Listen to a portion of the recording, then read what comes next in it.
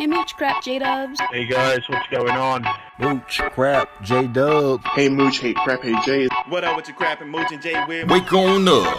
It's Mooch, it's Crap, and Jay in the morning. Wipe your eye boogies, get your coffee finished yawning. This is Mooch and Crap Show. Wake up, let us begin with gaming, news, skits, and call-ins from all the fans. No matter where you at, Cali or Pakistan, New York or New Guinea, this is where it's at. These are Xbox dudes with Xbox views on slander and hate towards Xbox news. This is Mooch and Crap Show for the people, and they coming with it. Now do you understand? Now do you get it? Ponies love to lie and PC fans won't admit it, but Xbox hate is real and they all with it. Call in, let it ring in. We here to rock, we here to win. It's about the games, it's about the pride. Now Xbox community, come on, let's rock. Mooch and Crap Show.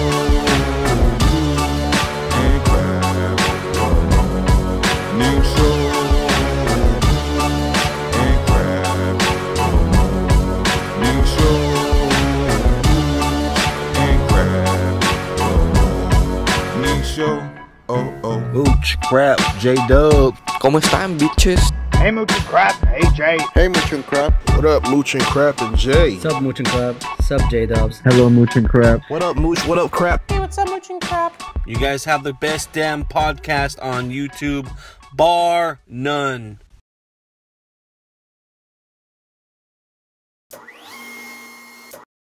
Crossfire!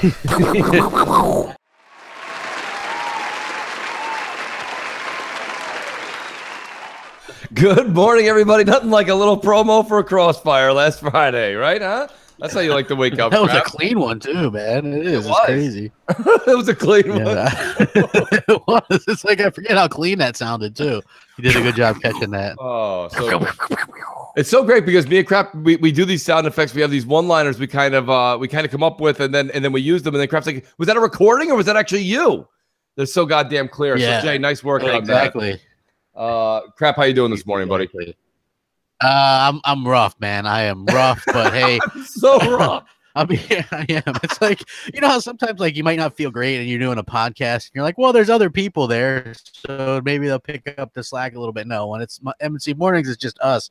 So Right. it's like, it's a little bit different story, but I'm gonna plow through it. Well, it's you know like what the worst part is, though, right? man, Go ahead.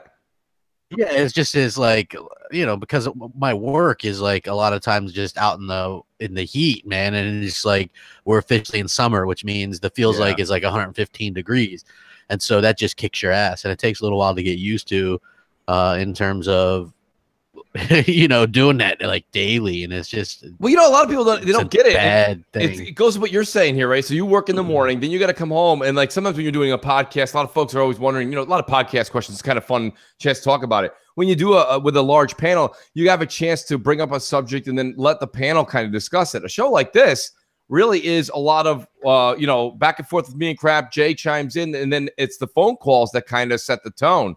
And as Jerry Seinfeld says, Crap, you got to be on. You know what I mean? So one time he was like, "Come on, you got to go with us, Jerry. You got to go with us." And Jerry Seinfeld was like, "I'm not going." He's like, "Why not?" He's like, "I don't want to be on tonight. Okay, I want to be off."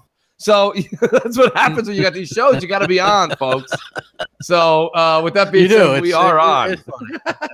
We do, and you know what? And it's there's a lot to talk about. There's a lot of cool stuff going on. Oh my God! There's just always stuff going on in the gaming world, and I think that's something that that's why people tune in. There's always something to talk about. I'm sure we've got a ton of voicemails. We do other stuff. Crap, yeah, I mean, it's going to be a good show. We should alert the audience that J-Dubs, this is an important thing for everybody to know out there in M&C world, folks. J-Dubs has now changed his thermostat to Fahrenheit from Celsius. I want everybody to know, after me and Crap were talking about like weather and temperature, Jay was like, this is a good time for maybe to change over to what the States are doing. Jay, how is everything over there with the new Fahrenheit scale you're working on? It's fine. I like my moose meat and beer. My beer. Oh, sorry. Oh, my beer. What this whole this whole episode, I'm going to be the most stereotypical Canadian. I'm going to say a boot, and I'm going to say beer when you mean 12 of them. Yeah, I'm going to say beer. I'm going to say I don't know how many other expressions are there. I'm going to talk. I'm going to talk real Noof Nukem. I think we spoke about this. You like hooky.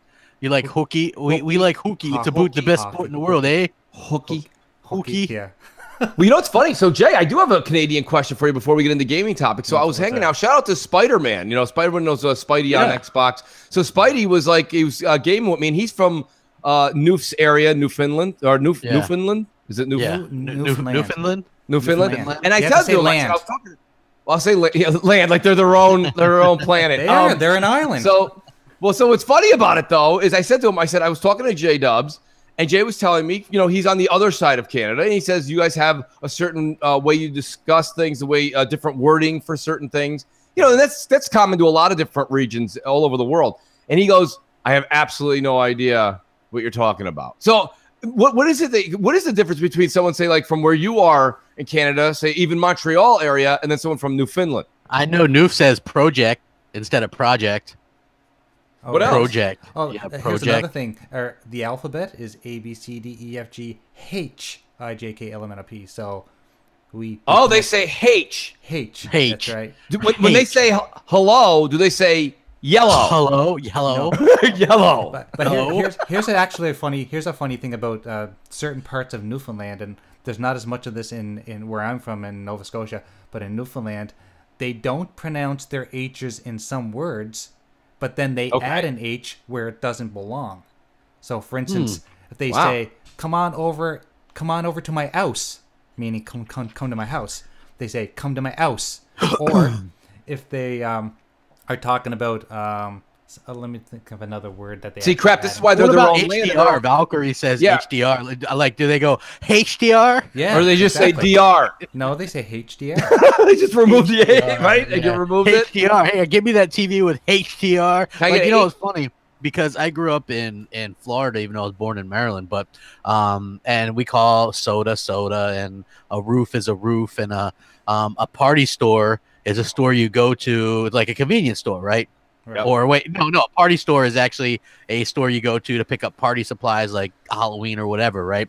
Now, when I moved to Michigan, well, when I got married years ago and I moved to Michigan, they call a party store like a fucking convenience store. Everything's a party store, right? Yes.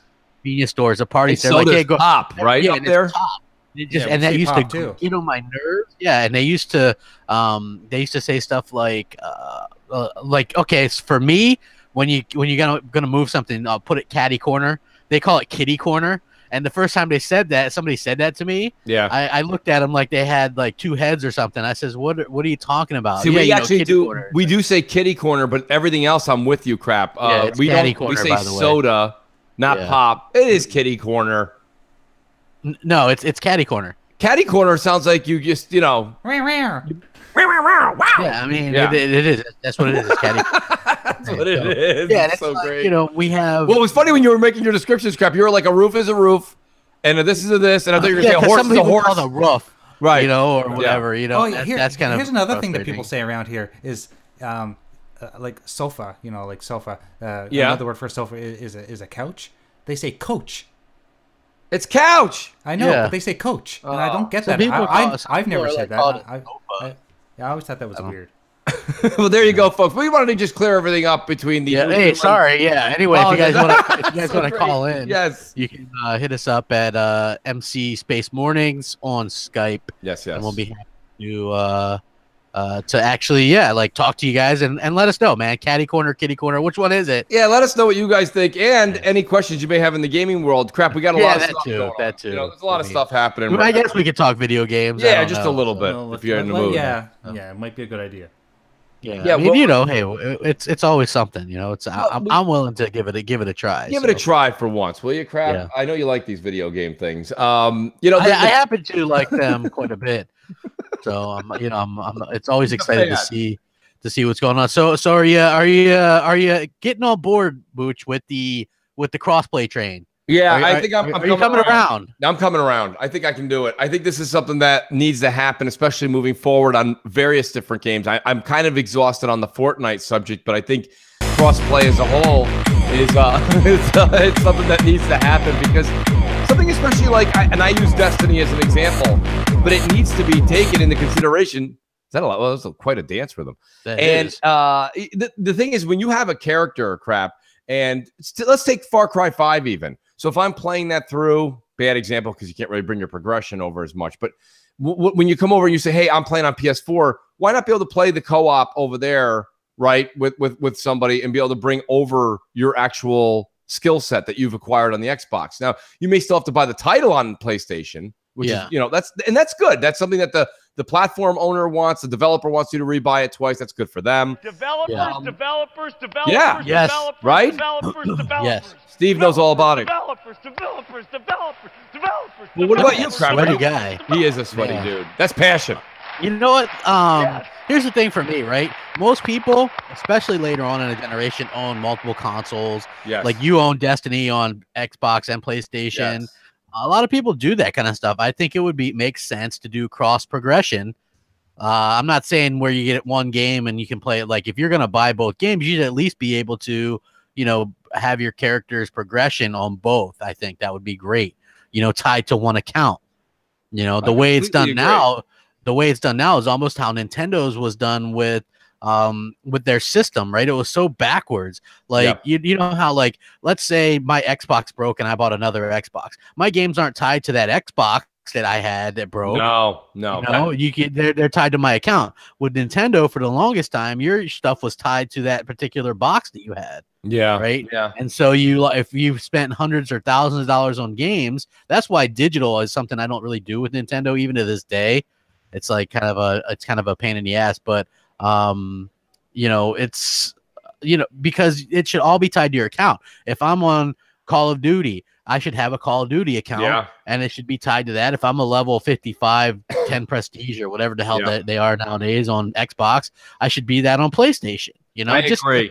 That makes sense, and that's something that would probably be more incentive for people to play more on both platforms. I think. I agree. Let me pay the bills, but I agree with this question from Sir X Man. He says, can you do a review on Onrush this week? I'm dying to see that review too, You know what the problem is? I think I missed my window for that Onrush. I think you two would be the only people that would watch it. 2 views. I know them. Yeah, there it is. Guys. Sir X Man was one, and Mooch was the other. Mooch coming in a late second. There he is. What I can say about Onrush is that game is a lot of fun. I think me and Rand are the top multiplayer two. What's the multiplayer aspect of it? I don't know. I haven't played it yet. Me neither. I haven't played the multiplayer. I just like playing the single player stuff. There's always like, you unlock the different tiers and stuff, and the game modes are so fun. Like there's a game mode that's kind of like King of the Hill, where your team has to go into a moving circle and stay in there longer than the other team, and then you got to do that a certain amount of time. There's the Onrush mode. There's a lot of stuff. There's the switch mode where you have 3 switches. You start off as a motorcycle, then you switch it to another car, and then you switch it to a car, and then after that you don't have any more, and it's like you got to try to knock the other teams, destroy them all each 3 times, because you all have 3 switches, so it's whoever team still has switches left at the end. And it's like it's really, really good. And it's a lot of fun, and it throws like the gamer score at you and stuff. Well, if you're up for it, I don't know if you're up for it. After M&C, I wouldn't mind getting on and trying it. But I mean, if that's if you guys are up for it. Yeah, I mean, it's a fun game, and I highly recommend it. Like they put in a lot of good work. What's the price on it? Is it 40 or 60? I think it's a $60 title. It is a full. It is a full fledged. Who was now? Was the developer? They are a AAA studio. Yeah, it's Codemasters, man. Yeah, they do a lot of racing games, and the funny thing is, the people that actually did this used to do the MotoStorm games for PlayStation. They were exclusive. They were Evolution Studios. Then Sony shut them down, and and now they were picked up by Codemasters, and they did this game. So this game is much more their wheelhouse than say a Drive Club. So I think that's something really cool. And then hey now, we got us the first call. Let's do a call before we hit the voicemails. Yeah, M&C Mornings. What up? Survive together. Hey, Mooch and Crap. This is Wee from Xbox Live, and I hope you guys are having a good day. Crap, I had to call and tell you that I watched your video about Microsoft lied about this VR. Well, I for one am glad that they lied, because I don't want them wasting their studios producing that VR crap like they did with Rare making Connect games. Because if Rare was still doing Connect games, we would have never got Sea of Thieves. Now for Mooch, since crap is a little bit delusional, this is for Mooch. Do you think Sony and Microsoft, since Sony didn't show any VRs on their stage, and Microsoft knows that it's pretty much dead in the water, do you think VR is pretty much a fad like 3D TVs were a couple years ago? I'd like to hear your knowledge about. Okay, thank you very much. Bye. Well, it's an interesting question, Crap, because actually Mooch took to the streets and I found some stuff out yesterday. No, we all kind of went out yesterday and we checked out a couple of cool places. One of the places I ran into, and we went to Dave & Buster's, right? Crap, yeah. Dave & Buster's has setups with VR in there now. Yeah. With ridiculous experiences. And I thought, and it's funny because Highway who just asked the question, his question is interesting because it's two parts. I don't think VR is dead as a doornail in the retrospect of experiences and the way that we may see like blockbuster events out in the public, whether it be Dave & Buster's or in the middle of your mall or different, these what do they call them? Like all these cons that go on, right? They have all these they have games con, then they have these, what are they called there? Crap, where people cosplay con. I don't know. They have all these different things that go on. There's room for VR in these places. But what I do think, getting back to the consoles, is I think with Microsoft bowing out, or at least coming out and saying it at this point, I think it does make a statement that VR is not going to be VR what is they the thought future, it was. people. It's the future. There it is. Don't even go there. It's the future. I'm telling He's you, hip. it's great. He's cool. Great, damn it. Well, I'll say this. I watched that movie last night. I'll say this. I think VR is great. I think that I do believe that Microsoft will enter VR next gen, and I do think that Sony is going to heavily invest in VR next gen. It gives it's something that I think even Nintendo eventually is going to enter in some VR. I think just because it's a little bit slow going right now. It's always going to be slow going when you're trying to introduce something new. A lot of people have these false tropes about it, thinking about Lawnmower Man or stuff from the 80s or whatever. It's not really like that. It's like once it's no wires, it'll be even better. But right now it's the one wire, and for some people that's a hindrance. But for me, the total immersion is something that's just unmatched and just something that's. I think that's what we should. Let's talk about that crap. Let's leave the wires out of it. Let's leave all that out of it. Everybody knows the logistics of it.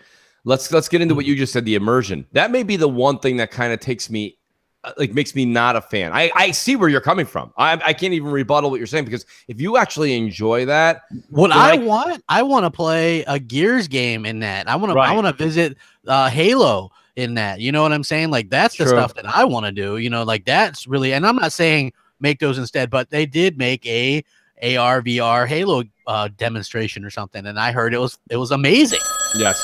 So people were trying the HoloLens out. Yeah. So I'm saying, like, why wouldn't you? And it doesn't mean that their first party studios have to do that stuff. You can always outsource some of that or whatever. Like, I get it. Like Sony's doing mostly outsource stuff for VR, and it works. That's fine. Yeah. Yeah. So it's like, or build up a particular studio for just VR, right? It's not taking anything off of existing projects. I do see where that concern comes from, crap, because they did that with Connect, and that was Don Matrick. I mean, like Donnie. If you build up a studio specifically for that, I think it'd be fine. Like Sir X-Man says, he wants to play Forza Horizon 4 in VR. That would be phenomenal. Yeah. So M&C Mornings, what's up? We do have a call. Survive together. Hey, what's up, Mooch, Crap, J-Dubs? How you guys doing? We're doing good, man. Crap, Mooch, I only got 2 questions for you guys. I want to know if the Hellblade studio, now that is being acquired by Microsoft, I want to know if the Hellblade IP is going to be exclusive to the Xbox. The next Hellblade game, whenever it comes out. And the second question is, why did Microsoft acquire Compulsion Studios when they could have get maybe Crytek, you know? And I also want to know what other games have the Compulsion Studio made that is known by the gamers in the past. I want to know because I don't know any beside the Happy Few one. We Happy Few one. I just want to know what you guys think about this. Let me know. And yep, that's all. All right, have a good day, guys. Thanks.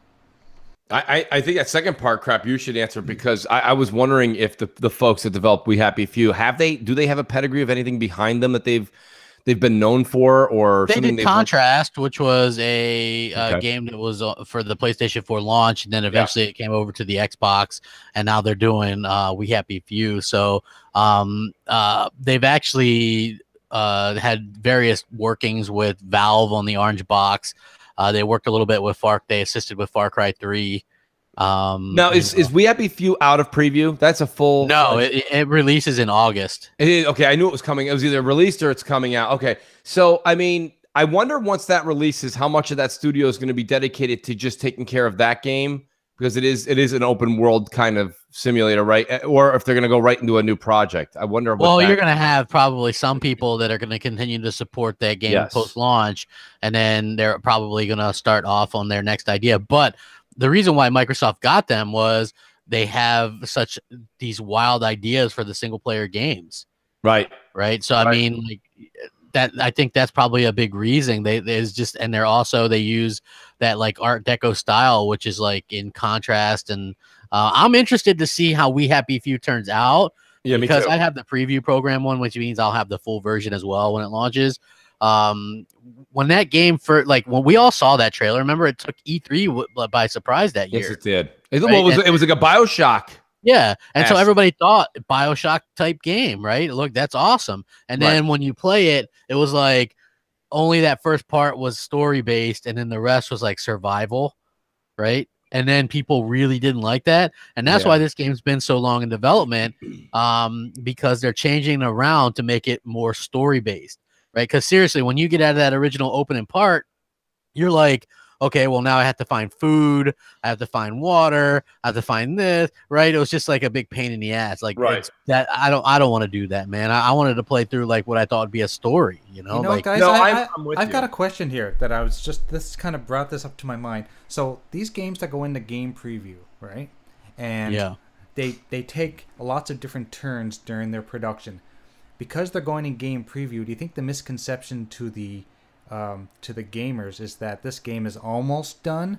Because I think what putting games in game preview means is we're still developing. We want to know what you want in this game, so we're going to give you kind of bare bones, and then you build it for us. Basically, you tell us what you like and what you don't like, and the development time may take another couple of years, which we've seen with We Happy Few and a lot of other games in game preview. But a lot of people complain that why are these games so long in game preview? Well, people have to, I think, stop thinking that this game was almost ready to be released. I think game preview is just another stage of development, and people should consider it that way. Well, I think the one thing that I want to take you really got to put this out there. Crap, I know you're going to understand this, and it's tough to say because developers don't want to hear this.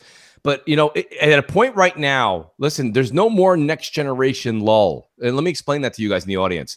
Like from today moving forward, PS5, Xbox 2, whatever they want to call them, there's going to be that backward and forward compatibility. And what I mean by that is where we started this generation, we're like, well, we got to wait for everybody to start developing new games and get the hardware out there. That's not going to happen because in between, even though while they're trying to, devs are going to try to reach that new hardware potential, they'll be able to make games that are still 4K 30, 4K 60 running on the X's we're seeing right now. So you'll have games right through. My point being here is when you have a game like We Happy Few, which I think has tremendous potential still, okay? It's a great development team. But the thing about it is they came out in preview. It kind of left a bad taste in everyone's mouth. Now they're going back to the drawing board. They're changing certain things per the community's request. But when they come back out in August, now don't get me wrong, August is a good month. There's no real competition depending on how Microsoft pushes it. But realistically, you kind of had your time in the sun, And I don't think it's going to fare well for them. And I'm just saying this because there's so much stuff coming. There is so much stuff happening between the end of August and November 1st. It's a very small window for gamers, okay? Especially if you're a gamer that works 40, 50, 60 hours a week.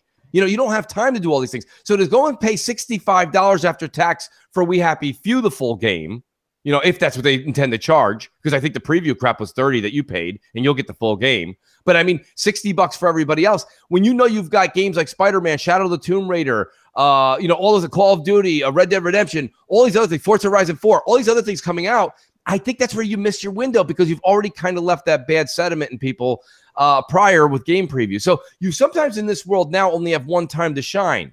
I mean, do you see where I'm coming from, crap? Where like when you say, well, we'll do it later. An update will fix this or an update will fix that. And sometimes you don't get that chance now because it's just moving at such a speed. You have to be not triple A, pardon me. You have to be gold when you come out, or you have to be, you kind of get left in the dust. Yeah, I think, you know, I do like the preview program on Xbox, though. Like, I guess Steam, it's a big pile of crap. Like, anybody can put stuff in their preview program. Microsoft is a little bit stricter on that. Yeah. So I do like that aspect of it. I do like that you can help shape it. Like, there have been games that, like, you actually help shape. We Happy Few was one of them. And I think Ark Survival Evolved was another one, right? So those are two games in particular that help get shaped. Astroneer is another one. I think that's about to get an official launch soon. Subnautica is another one. Interesting games that, you know, people can help shape the development process. And I think that that's important for some types of games. And I think I'm interested to see where that leads. Like even PUBG, that's in the preview program. You know, we're hoping to shape that all the time. It doesn't seem like it's helping much, but, you know, we're still trying, I guess. So. Yeah, no, I hear you. I just think that I don't think they're gonna like overload it with hundreds of preview program titles. I think they keep it with the decent ones, you know. Right. I don't know. I just for some reason I just think that you have to come out the gate and you have to come out swinging, and you've got to do a great job. And I think sometimes with game preview can be amazing, or it can really be detrimental. I don't know. For some reason, crap, when they got rid of demos, remember we had demos last generation all the time? Yeah. I thought demos ruined a lot for me because there was a lot of times I was going to go plunk down the $60. Good for me. Because then I played the demo and I was like, not that. Yeah. It's that kind of game. I don't want to play this. And they lost my 60. And I think they did studies to find out that that's why people weren't really digging it. So now they have game preview, but game preview is not quite the same as demos because demos were releasing for AAA games. You don't see really like that. You don't really see game preview games, you know, resulting in AAA. They're usually indie or AA for the most part. But I don't know. I think that's why they kind of shied away from it. That's a real slippery slope to have game preview like that. Look at that. What is it there? Crap. What was that? Galactic. Deep Rock Galactic. Deep Rock Galactic. That's not a bad game at all. Fairly polished for the mechanics that came out with it in the preview, and I have it, but I didn't find it to be that much fun as it currently stands. Yeah. So with that being said, I kind of felt like, all right, well, that kind of puts a negative connotation on it moving forward when it becomes a full release. Boom, boom, kaboom. Boom, boom, in the room. Yeah, there he is. No, chill. Nice. Okay. Hey, well, we are 30 minutes in. Yes. We should probably take a voicemail. Who do we got, Jay? J-Dubs. We have... So we're still doing the backlog. We have a couple in the backlog, yes. We have a couple in the backlog. So, yeah, some of these will be a little dated, but I want to get through them because I do not want to keep these for another week. I feel so sorry for people. So, we've got Scott K on deck. All right, Scott K. It is Scotty. Hey, good morning, Mooch Crap Jay. This is Scott K in the chat. I listen to you guys every week. You guys are talking about E3 predictions and everything. I don't know, man. I think maybe Microsoft is just being very tight-lipped this year. And I don't know. I hear you guys. I love you guys. But I hear everybody always saying Microsoft's going to show this, not going to have that. I don't know if I agree with that. I just want to see the show and see what they come up with. You know, I'm a long-time console owner. I've owned every console since Sega Genesis and Super Nintendo and Master System. I have PlayStation 4. I have a Pro. And I never played the damn thing. I mean, I have God of War. I played 6 hours of it, and I'm bored already. Uncharted 4, played about 8 hours of it, bored of it. Horizon Zero Dawn, level 16, quit. I play all my Xbox. I'm always on my Xbox One X every day. State of Decay 2 is the best game that came out this year, hands down. Single player, I don't have any problems with. I love it. I haven't tried multiplayer, but I don't care. I love you guys. You guys are great. Keep doing what you do. But, I don't know. Let's give E3, let's let E3 come and see what happens, man. I think Microsoft's going to give us something good this year. Anyway, thanks again. They gave us some great stuff. I mean, they didn't give us anything that we didn't really kind of know. That was You great. know? Well, here's the thing. I thought that was a great call in though, Crap, because he was like, he's like God of War, played it for 6 hours. He's like Uncharted, played it for 8 hours, maybe 3 hours. He's like Horizon Zero Dawn, I turned it on and turned it off. Even you don't even play it. Yeah. So, no, look, everybody's got different strokes for different folks. I don't know. To me personally, I think there's a reason to, and I think I'm kind of going off his question a bit, but I think there's a reason for owning all the consoles still. That could change. Things like crossplay could change things, Crap, maybe, depending on how they go with it. If it's just moving your character, you still have to buy the game on PlayStation to move it over there. That's one thing. If you can coexist and play a game, like you were using an example, I think it was on Crossfire, Crap. You said something along the lines of Madden, for example, right? That's a great example. Like if you're on PS4 and I'm on Xbox, like for us to be able to play a game and not, and cross-play across the different, that wouldn't be an advantage to anybody in the sports world, I think. I think that would be fair and fun. I just thought that was a really, really good example of how you can move forward with cross-play over two different consoles and not really affect anybody in the realm. You know what I mean? In the world. Yeah, of exactly. So, You know, that's not going to bother anybody, I think. You know what I mean? Unfortunately, I think we might actually end up getting some shit that does bother people, like keyboard and mouse support and crossplay with PC. Yeah, I saw that they're moving forward. Microsoft we'll take this call, Crap, but we should come back to the fact that there is new rumors and articles coming out that Microsoft and Razer are teaming up for something for Xbox. Yeah, so hopefully that falls through. I know. I already knew what you were going to say. Go ahead, Jay. What's that call? Bring it in. M&C Mornings, what's up? Survive together. Hey now. Hey, what is going on, Mooch and Crab? This is Dirk Griggity here. Diggity, diggity. Man, I cannot believe what is going on in these gaming streets. I mean, Microsoft won E3. I mean, everybody's saying Microsoft won E3, of course, with the exception of a few Sony guys. I mean, it's crazy to me that this is really going on.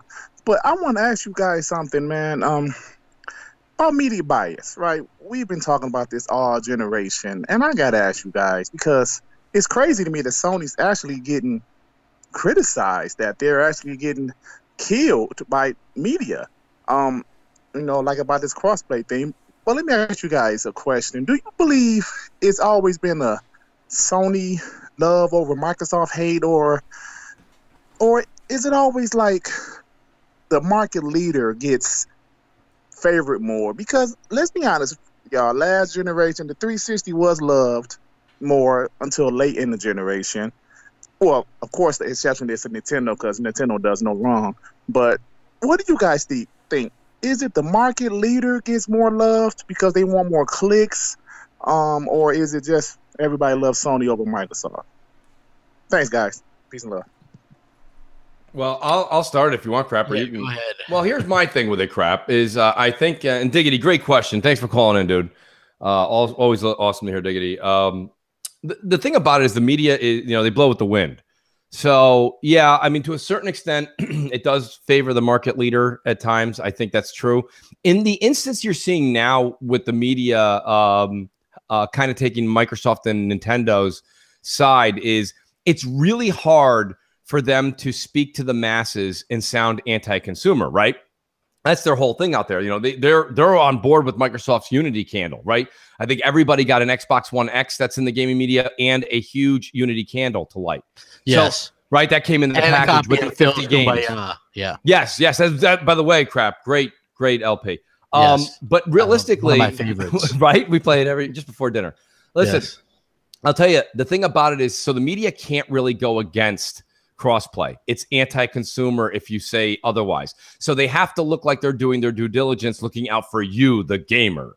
So that's the thing. So Microsoft sat there. Somebody sat there, probably Phil, and said, hey, how do we combat Sony's like dominance this generation? I got it. We'll kill them with kindness, right? So everything they do is I can't wait to go home and game. I've got my Switch in my one hand. I got my PS4 in my other. This is Microsoft executives. I might play Xbox. I might play all of them at once. I'll see what I can do. And when you do all of this stuff, eventually what you do is anybody seen 8 Mile by Eminem with that movie? At the end, when he's going up against, who was it there? Papa Doc. And he's going up against him and he's doing that hip hop battle. At the end, he says, wait a minute. All this bashing back and forth is weaknesses on both sides. He goes, if I bash myself, I don't give Papa Doc any ammo when he gets up there to do his battle against me. So the whole thing is the same thing here, is that Phil is kind of doing the Eminem stance. What he did, if we kill them with kindness and we go through this and we say, no, listen, we did this wrong. Now we're doing it like this. And don't worry about it. You don't like that? We'll change it. Come play with us. And if you don't like that, you can play with Nintendo too. Everything's over here. Just come on over. Eventually, what you do is you leave Sony and the media no ammo. There's nothing left to hate Phil about. What are you going to say? He's sitting there Indian style right now in Redmond with incense lit and candles. And he's sitting there and he's saying, if you want to play games with me, play. If you want to play on another system, come play with me anyways. I'm over here playing everything. So this is what he did. He said, wait, we're losing 2-1. The only way to truly get the media back on my side is to give them no ammunition. And they've literally taken every bullet from the gaming media. And this is what you're seeing. And this here with Crossplay was just that much more. So that's my take on it. Absolutely. Good point. M&C Mornings, what's up? Survive together. Hey, Mooch. Hey, Crap. It's Joseph. I got a question for you. All these things about GameStop going out of business, someone's going to buy them out. It kind of seems like their end is either near, or maybe they'll move into just having a digital market and not use games. Maybe they'll, figure out something, make a deal with the dev makers to make more money and just end the used game scene, and also have an online ability where you can trade in your console but not any more games. What's your thoughts on this? Everyone's talking about the cross-platform play, and that sucks there too, but most of this GameStop thing, that the future might be without GameStop of gaming. It almost feels a little weird. We always talk about it not happening, but it sounds like it might happen in maybe 9th generation. What's your thoughts on that? All right, guys. Keep up the good work. Peace. Well, I mean, GameStop is going to have to evolve a bit, obviously. I thought they already kind of were, with the simple fact that, they've got, you go in there and it's like a toy fair. Right. They've got all this stuff. They've started selling retro stuff again. They're doing what they can to survive. I just think that, it's one of those things where, they're going to have to figure out some ways to kind of get some people back on board there. I don't use GameStop anymore, to be honest with you. Yeah, so. I got to be honest with you. It is a rare occurrence now for me to go into GameStop. I got to be honest with you, man. I don't know. It's the same thing when you saw Toys R Us going out. But the reason Toys R Us didn't hit home so much was that was something we utilized when I was really, really young as a kid. But GameStop was just it was just a great place to go in there. You could always bullshit and have a good time talking games. And it was an event where it was an actual meeting place for gamers kind of got together on launch day or launch week of a game, and everybody was kind of hyped when you're in there. It was just a vibe. It was really cool to see that go away now. There is a part of me. I know everyone says GameStop is they're the evil genius. It is what it is. I don't think they're that evil. I think they were just trying to make a buck. Did they take advantage of the used market game? Sure, absolutely. But that's why I'm with Crap on that. I never bought anything used. Very rarely. I can maybe 5-6 times total. It's just I preferred owning my own new. I didn't want a half scratched disc. You know what I mean? But yeah. Anyways, nonetheless. We gotta pay the bills. Oh, Sajibot. I didn't even see. I was turning to the other. Survive together. I feel is a smart play. Sajibot, first of all, welcome back to the chat. Good to have you in the show again. They're rubbing that shit in, man. And they are, right? They are, dude. Shout out to Sajibot. Good to have him back. I'll be honest with you. It is a good strategy, Crap. How do you argue it? You're taking the ammunition away. Yeah, exactly. You have a call, I think. Yes, we do. I was rambling. M&C, what's up? Survive together. Thanks, Jay. Hey, Bob and Jimmy, this is Aileen here. First of all, I just wanted to say you guys are doing a great job covering for Mooch and Crap while they're on holiday, but don't change the name of the show to your initials because it's a family-friendly show. My question is, I listen to you guys on podcasts all week long, and I'm hearing lots of great stuff about Microsoft, seeing tweets with them going back and forth with Nintendo, making fun of Sony, and even, with Major Nelson calling out media bias. Do you think this is the start of something new and big, or do you think it's just a one-minute wonder?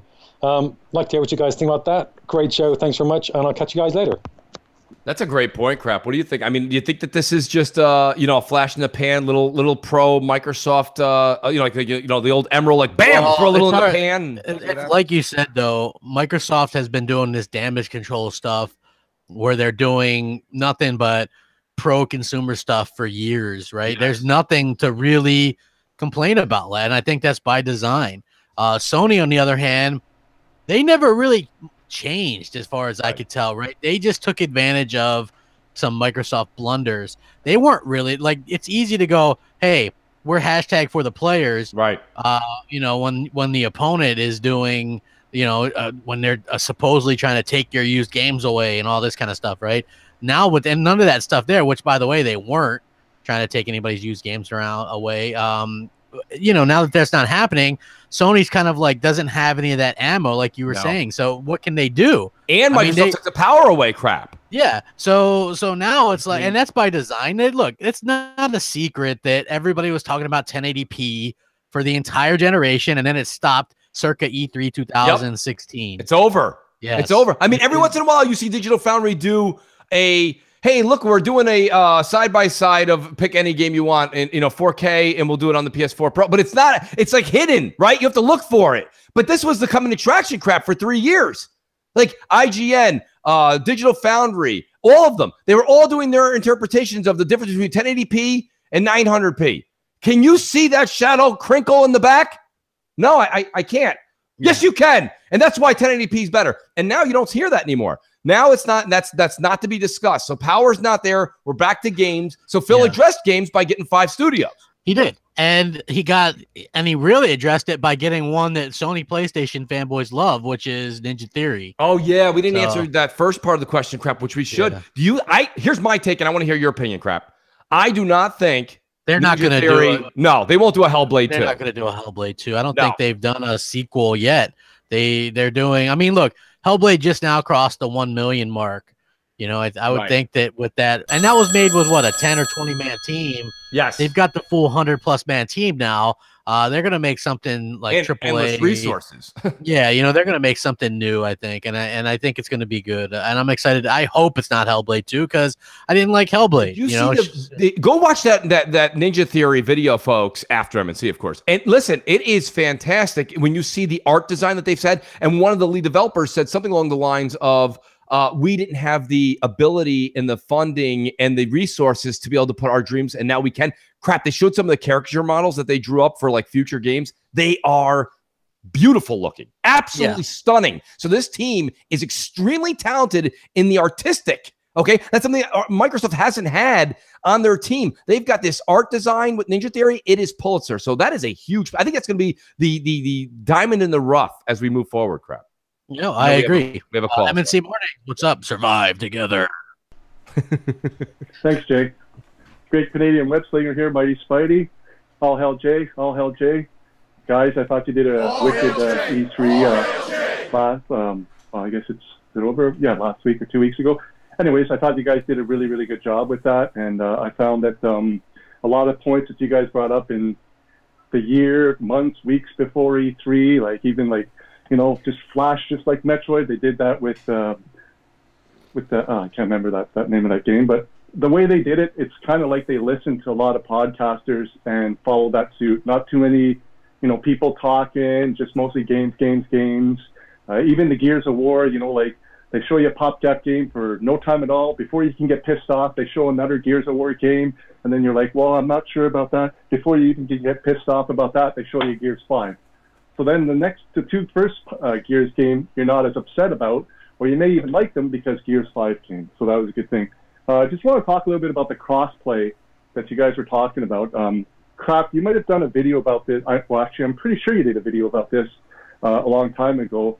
In the 360 era, because you hear a lot of ponies talking about, well, Sony offered crossplay to Microsoft in the 360 era, and they refused.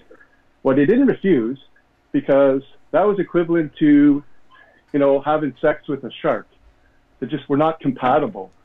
So Microsoft and Sony both knew that the 360 and the PS3 were not compatible for crossplay, and Sony threw it out there. Microsoft didn't respond, but they said, "Okay, we hear you, and the next generation, we're gonna throw it right back at you." So everybody's saying that there was a back and forth. There was never a back and forth. Sony threw that out there, knowing full well that they couldn't do crossplay with 360 and PS3. And I'm pretty sure, Crap, you did a video about this. I know about this myself, but anyways, if you guys can just talk a little bit about that, Crap, you may remember, and just sort of bring up on that. Anyways, great shows, guys. We'll talk to you soon. Have a good one. Thanks. Well, you did the video on it, Crap. I mean, dude, like thousands of videos later, I guess. I mean, I don't. Well, I mean, he does bring up a point, Crap. Do you think it's not a technology issue with crossplay? It's really a business standpoint. Yeah, it is, because Fortnite they turned it on. They turned it on, and also with soccer cars, they said, "Hey, we can turn it on too." Yeah. So, and here's the thing: like anybody that wants to bring up before Phil Spencer was running Xbox, I think that's a bad argument, because things have obviously changed, right? Let me just pay the bills real quick, Crap. There's Harry Halmy. He says competition is healthy. Together we get mediocrity. So I see where he's coming from with that, Crap. What do you think? I mean, do you think that like maybe all of this kumbaya, if these companies all start holding hands and skipping down the road together, does that in the end make a lesser product for us, or no? This isn't necessarily putting that in jeopardy. Well, I mean, I think it depends on the game, right? Like if I'm a business, I'm probably, it's hard saying, because I don't think that they're ever going to see a day where Call of Duty, or Battlefield has crossplay. Like I don't really see that happening. Maybe it should, I don't know. But I will say that, I do, like, it's hard saying, because you say, well, Call of Duty's big or Battlefield's big, but Fortnite's bigger than those. Right. So and they want crossplay on that. So it's tough saying. I don't think it stops people. It's all like Sony is built on exclusives, right? Yeah. Great exclusives. That's what they preach. So as long as they keep pumping out great exclusives, people are going to buy their console. I agree. The ability to crossplay on some stuff isn't going to stop people from buying their console. So I think that it's a really lame argument. For them. They did a good job. They really, Microsoft and Nintendo are doing a really good job of making Sony look just really bad right now. And the thing about it is, if I'm Sony at this point, just open up the gates, let them do it. Let's open up crossplay, because right now it looks more and more like developers want to go down this road. And like you had said on Crossfire, if this ends up being the way of the future. So great. Love that free advertisement. But realistically, it's true, right, Crap? I mean, they have to do this. They have to open up. They have to open up that locked wall that they put up, because it's detrimental to their brand at this point. Because if you're now you're a consumer, right? And you're like, wait, if I buy an Xbox, I can play with all my Nintendo friends, and my Nintendo friends can. It's an avenue that, why would you want to close yourself into a box, put yourself into a corner with the PlayStation? Because the PlayStation is not compatible with anything. They don't want to do it. So when you buy a PS4, PS5 moving forward, you've decided that you're on an island and you're going to play there and play there alone, right? I mean, that's what they're telling you to do. Yeah, I mean, you're not wrong. I hear what you're saying, and then they, it's weird, because back also previous generations, I think you were dealing with a lot of incompatibility issues to begin with, and now like these games are made pretty much the same way. Yeah. And I think the servers are much better and things like that. Whereas before you had really the instability of the PSN servers. You guys can remember in 2011 when they had to shut down the servers because they were hacked or whatever. So that's something that people have to keep in mind as well. Hey, hit that like button, folks. Let's do it. Please. Crap. There was another big topic that was a big topic for no reason at all, Crap. And that's the Xbox One doll that came out, right? Yeah, this is what was the big thing with that doll? Oh, it's great. Jay's got the Oh, okay. It's a dancing baby. Yes. So, what do you think, Crap? Hold on, this is the first time I'm seeing this. Yeah. I thought you'd like that, Crap. I said Crap's going to get a kick out of this. It's perfect. It's absolutely Like, I perfect. didn't know, so because I was late, so I was like, I guess I didn't see that, but damn, that's funny. Here's the thing, and I did a video about this, and people want to keep talking about this, and I don't understand it. It's the first of all, Microsoft isn't offering a doll, no, right? Microsoft is offering, or Microsoft is partnering to bring accessories to this particular brand of doll, right? So it's just an accessory. And what it's designed for, I'm gonna assume, is to get like maybe little girls who maybe wouldn't be interested in gaming, maybe from an earlier age getting to gaming, hey, this is cool or whatever. It's an attempt to branch out. Let's face it, gaming is not strictly for people in their 30s anymore. It's like there's girls, there's boys, there's women, there's men. It's for everybody. And just because they come out with something, it doesn't mean it's for us. It's not intended for us. It just doesn't impact what they're doing with Xbox at all. Right. There's like, I'll give you a good example, right? Years ago when Viva Pinata came out, there were, I think, McDonald's Viva Pinata toys or whatever. I mean, did that hurt Xbox? No.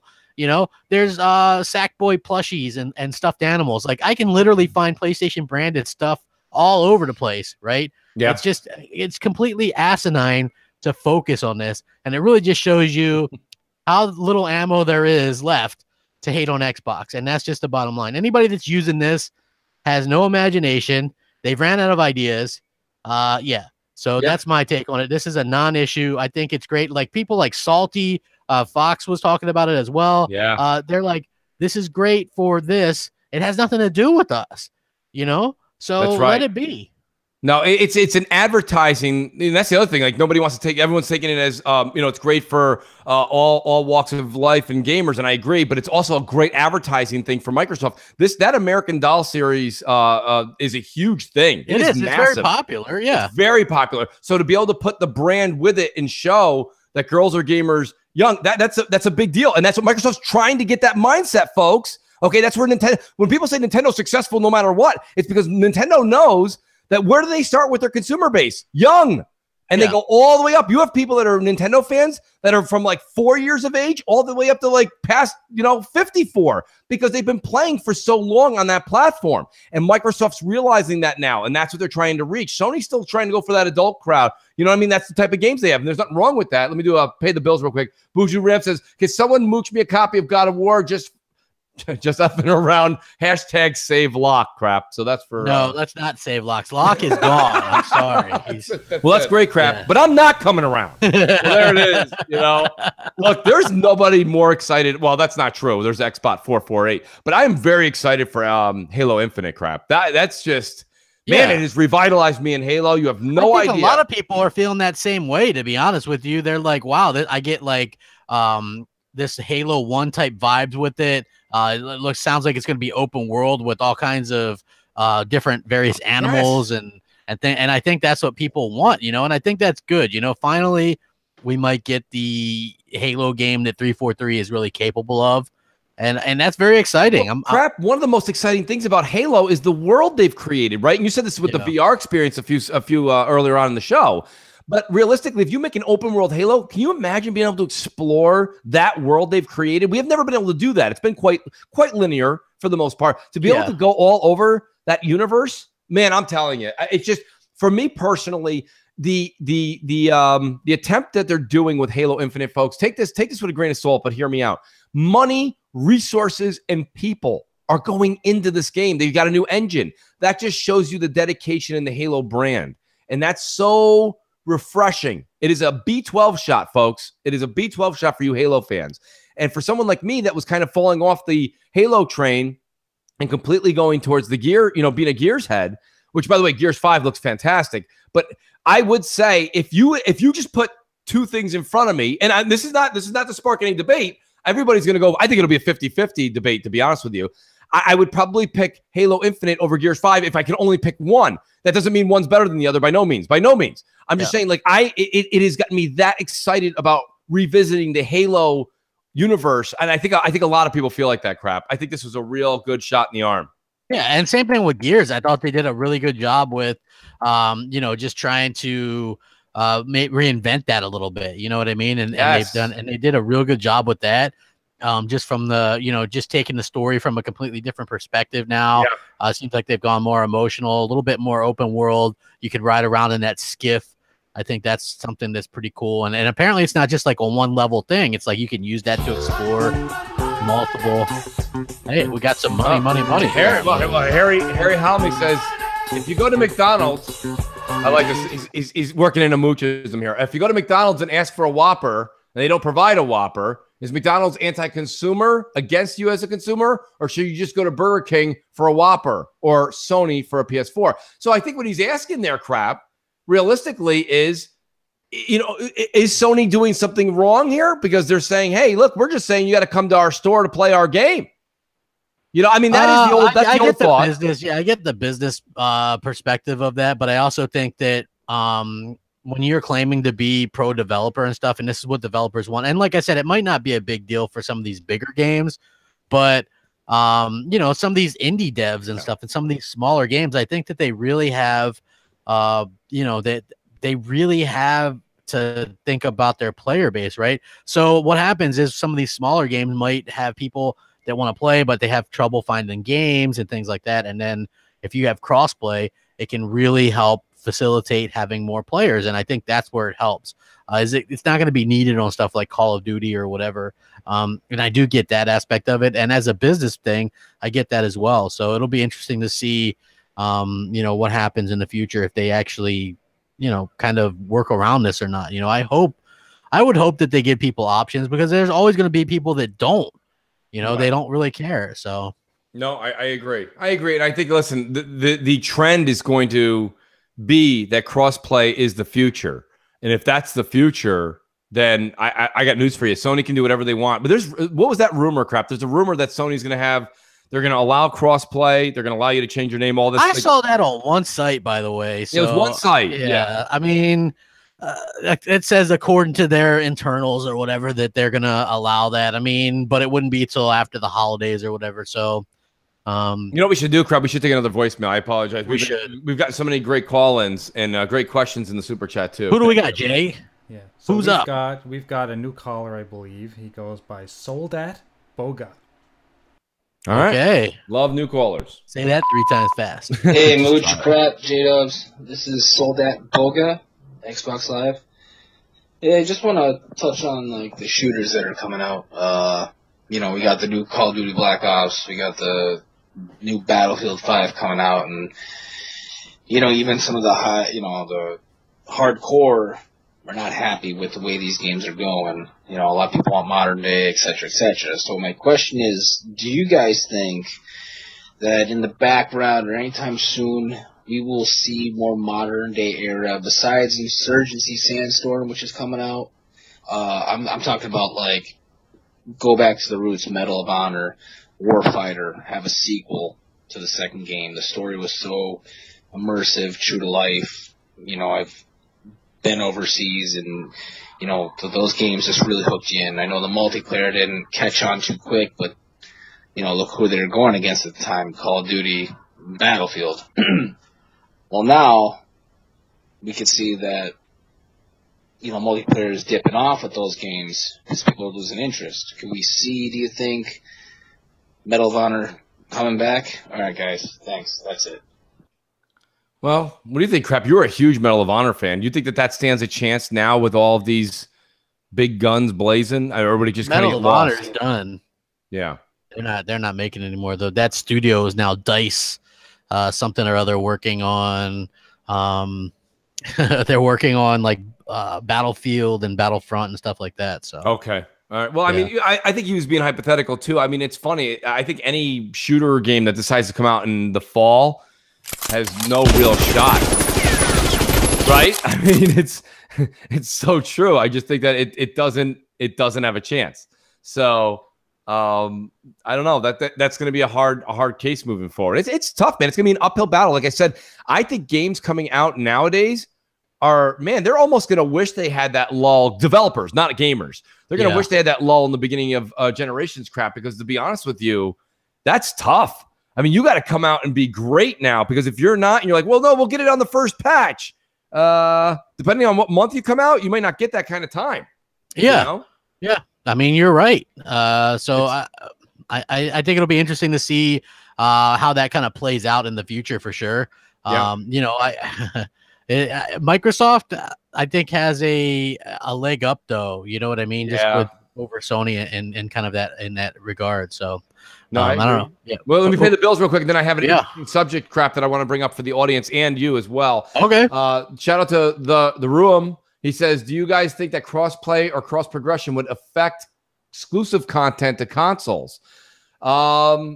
Man, that's interesting. You know, what happens if you... Well, think about that crap, right? So let's pick on your favorite game, Destiny. So, like, if you have an exclusive... Not my favorite game, by the way. No kidding. For all those that are just tuning in for the first time. But, I mean, like, realistically, if you have an exclusive strike on one, I think what would happen, the room, to answer your question, is it would just say, you know, that strike is unavailable for you to play. It'll just come up with like a red bar across the top of the screen, and that's happened when you don't buy proper DLC, right? So that's not really a hard thing for them to work out. It's just, you know, access denied, right? So when they go to play that strike, you'll have to tell your friend, hey, dude, listen, you got to pick a different strike that's exclusive to your console and not ours. Oh, okay, my bad. Let me pick a different strike, or let me reactivate the lottery for it picking a different strike. That's just what it would have to be. Now, the one thing I wanted to bring up, crap, is, and me and you've kind of been on the same page with this, is since E3, Spider-Man on PlayStation 4 has been a bit of a, I think it's taken a step back from the hype. And I want to get people to call in, fans of the Spider-Man genre. Spider-Man. Yeah, that didn't have quite a, that wouldn't have done so well in the song. The song. But, you know, see what you guys think. Myself personally. He was Jamaican. That's great. Jay, very good. I think that I think Spider-Man is a fun #fun game, but at the same time, crap, I don't think it's not gonna revolutionize the way we play a Spider-Man game. It's basically right. Destin Legary, you kind of did a curiosity emoji and retweeted out the Destin Legary tweet, which said basically, hey, PS2's version looks a lot like plays like the PS4 version. And he was trying to pay it a compliment. But myself personally, if I'm the developer, I'm like, wait, you're telling me my game plays a lot like a 15-year-old game? So what do you think, crap? And I'm sure the audience will chime in. I hope you guys all do give a call and give your opinion on what you thought after E3. Well, okay, so here's what I thought, right? Like, I'm like, okay, I already don't think it's reinventing the wheel or anything like that. Right. As far as I can tell, there hasn't been a great Spider-Man game. It's sort of like the Batman series, right? And this to me probably looks like what's going to be the Arkham series. Now, there's been, I think, 4 Arkham games and probably 1 or 2 really good ones, right? And then a couple of average. Agreed. So the chances of this being great, or like, I think people are just hyping this up. Like, people legitimately think this is going to be like some 90+ Metacritic rated game. Right. And I just don't see that happening.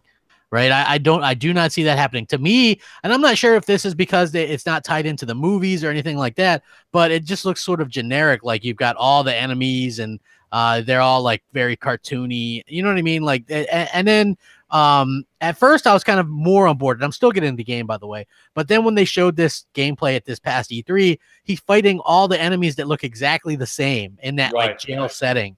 And that just like, you know, that reminded me of the first Arkham game where I was like, cool. But then you quickly are like, oh, all the enemies look exactly the same. Yes. You know, like that's kind of a bit of a letdown in my crap, opinion. you're the one that says this. We have these powerful machines now. These people have been, and Insomniac has, you know, from what we said in the timetable, started probably after, you know, well after Sunset Overdrive. So they've been, you know, knee deep in this generation.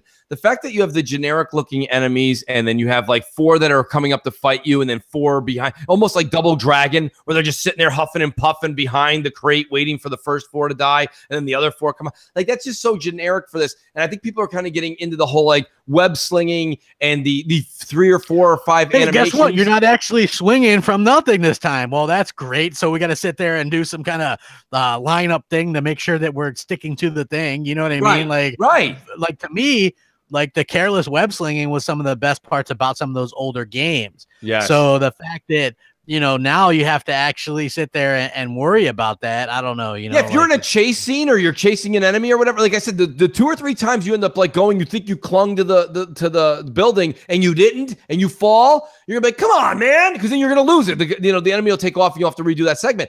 Like, that's just gonna get old and annoying. I think some of the things that people think are so great are in a hypothetical world. And let me just pay the bills real quick. Shout out to RockDog31, big time Xbox fan, big time fan of the show. He says Xbox 2 in November 2020 is great. Gives me time to enjoy the X.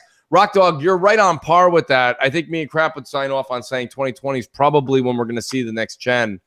I think it's for both companies, to be honest with you.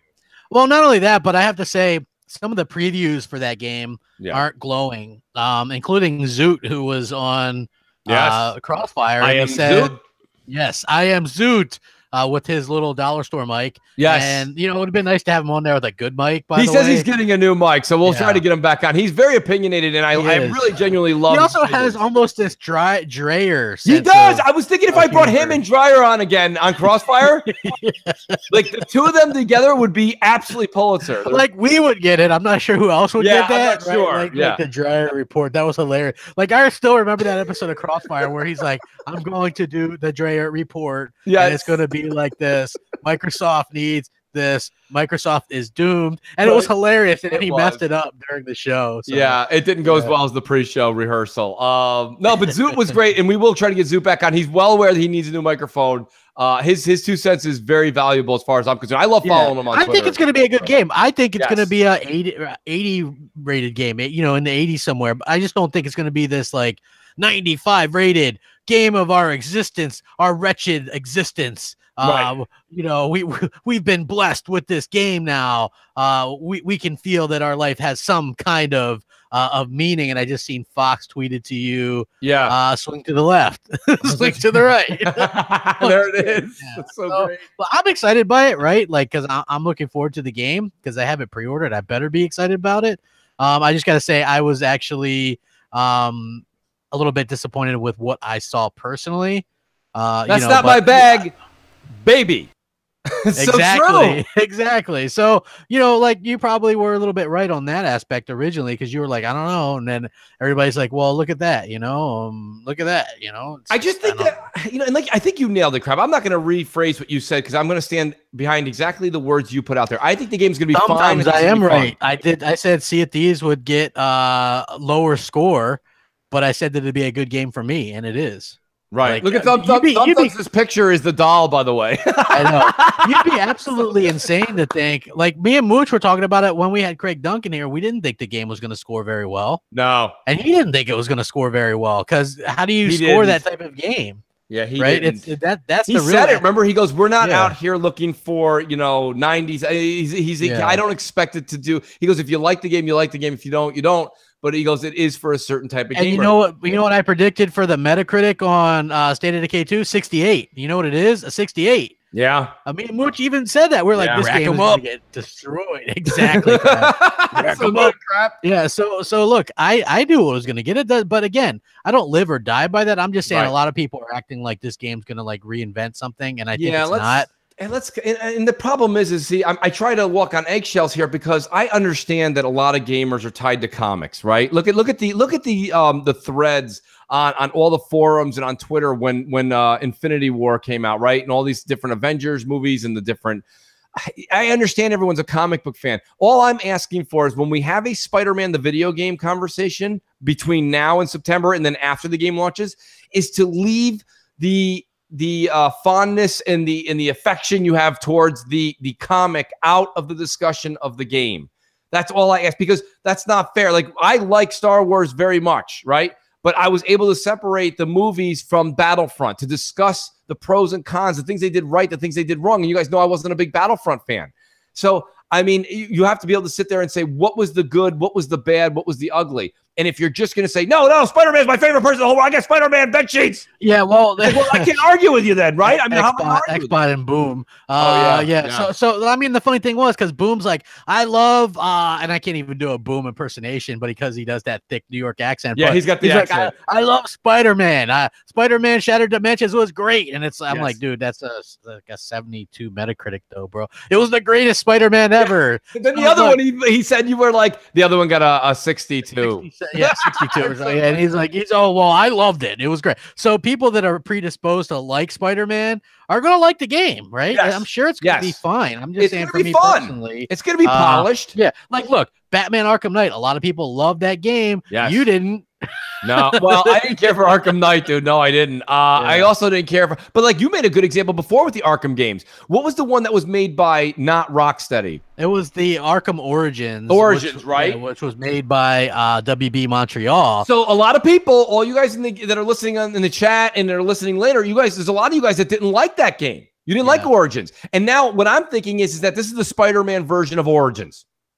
Yeah, you know what I mean? It's the Spider-Man version. So you didn't like that one. We're down on that one. And then this one here, it's the same kind of fighting mechanics as Arkham. Zoot, according to Zoot, he said that, but they don't have the combos that Batman had. So it's a little lackluster on that end.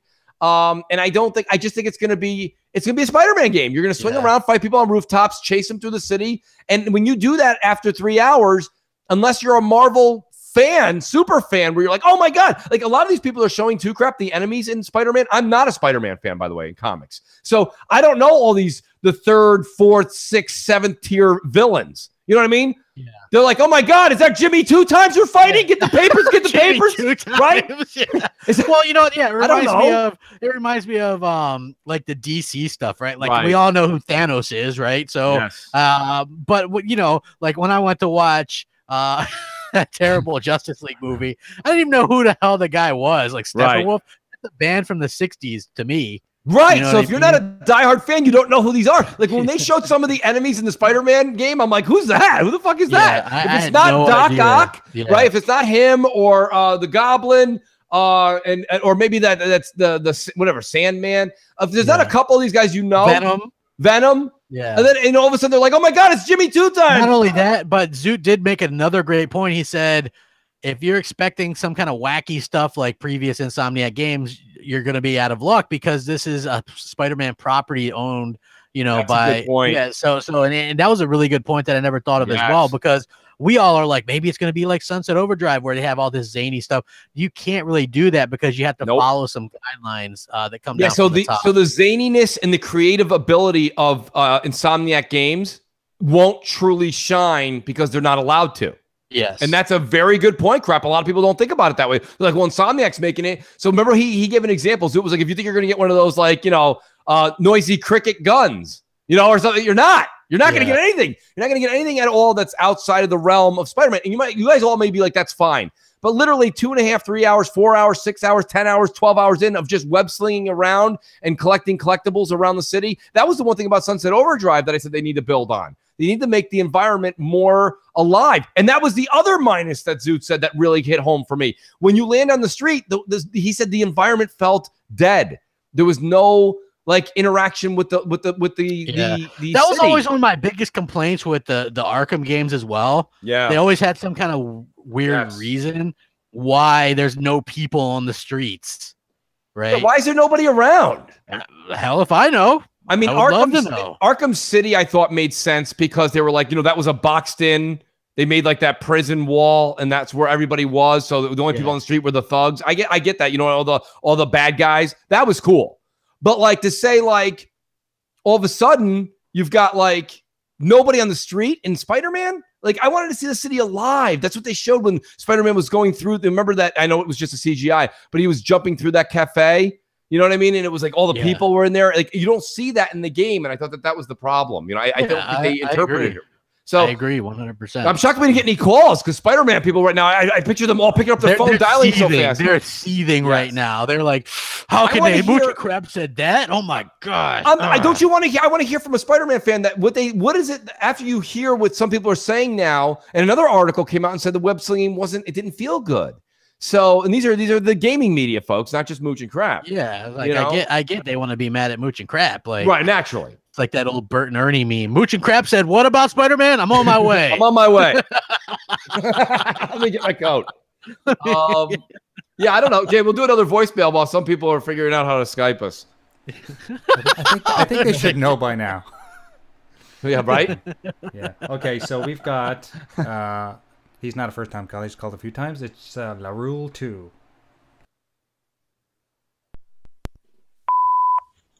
Good morning, guys. This is Xbox Live's LaRule 2, the Hardcore Casual Gamer.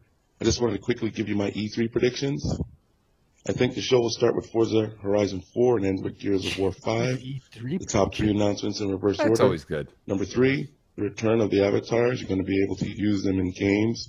With these avatars, games will be more in-depth than the Kinect sports games were. Games like 1 vs. 100 games, an RPG game, and yes, this will be Microsoft's Battle Royale game. Japanese games again. I'm going to talk about the success of Monster Hunter and remind us about Code Vein and Black Desert Online and announce a new partnership.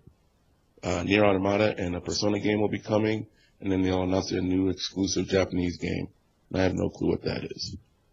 Number 1, Microsoft's going to announce the new streaming service, and it's going to utilize Game Pass and Xbox Live Gold to push the new devices. So you'll be able to play all your Xbox games at 1080p and 30 frames a second. And the big reveal is it's going to be able to play on the Xbox 360. So if you have an Xbox 360, they're going to push all that content to there and other devices. And last but not least, one more megaton. Microsoft's going to announce their new partnership with BioWare on Anthem will extend past Anthem to their new exclusive game, Jade Empire 2. Hopefully that wasn't too long, guys.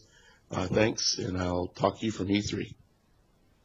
He made some bold predictions. I tell you that. Certainly did. But you know what, though, Crap? The one that I want to talk about, because that's what's good about going back and having some of the older ones, is he was discussing the avatars. Yeah. And the avatars are out now.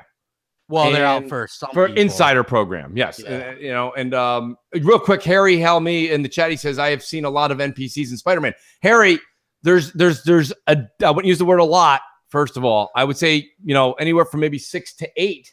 And as great as that may seem to you, 4 of them or 3 of them come and fight you, where 3 or 4 of them stay in the background and wait for you to beat the first 3. So that to me, from what I've seen, and this could all change, seemed very primitive as far as such a big company like Insomniac and such a powerful system like the PS4 Pro. You should be able to have a little bit more interaction with your NPCs. That being said, the avatars, Crap, I got to say this. Currently, as it stands, I won't be using it as my gamer pick because, and Jay, you got to love this, Jay. I gave you a big plug on Crossfire. Gamer picks is here to stay. I think it's here to say gamer picks are still trumping the avatars because right now the avatars look smushed. Crap. Do you see the guys that I'm talking? You had to have noticed it. I haven't really. I'm not really paying attention to it. It doesn't look that good. That one Spider-Man fan figured out how to use Skype. Damn. All right, let's get that call in here. Damn it. Morning. Uh-oh. Hey, what's up, guys? I'm actually one of the few people who enjoyed the last Spider-Man game, but a lot of what you did in the last one is what you're doing in this new one, and I see people gasping at Spider-Man running up walls when he's been doing that since PS2. Right. And, I agree with you guys. I think it's going to be 80 because even Spider-Man 2, which was leagues ahead of other PS2 games, still didn't, win Game of the Year awards or win 90s. If you're a Spider-Man fan, I recommend checking out the last one. Give it another chance. It even actually stuck to the buildings, the webs. And, people still shadowing it. Well, yeah, thanks. All right, that was a good call. No, I'm glad he called in. I'll always remember Worrywart doing these little goofy videos. Spiderman 2. Spiderman 2. Is that next gen smoke? It's those were hilarious. So Spiderman. It's Spiderman 2. 900p smoke. Because we didn't make up that people actually cared about the 900p stuff. You know what's so weird? Hey, we got Mel in the chat now too. Yes. Is that the Spider-Man games are super expensive. I like more expensive than they should be, right? Like that Shattered Dimensions game. I was looking that up. It's like 30-some bucks on eBay.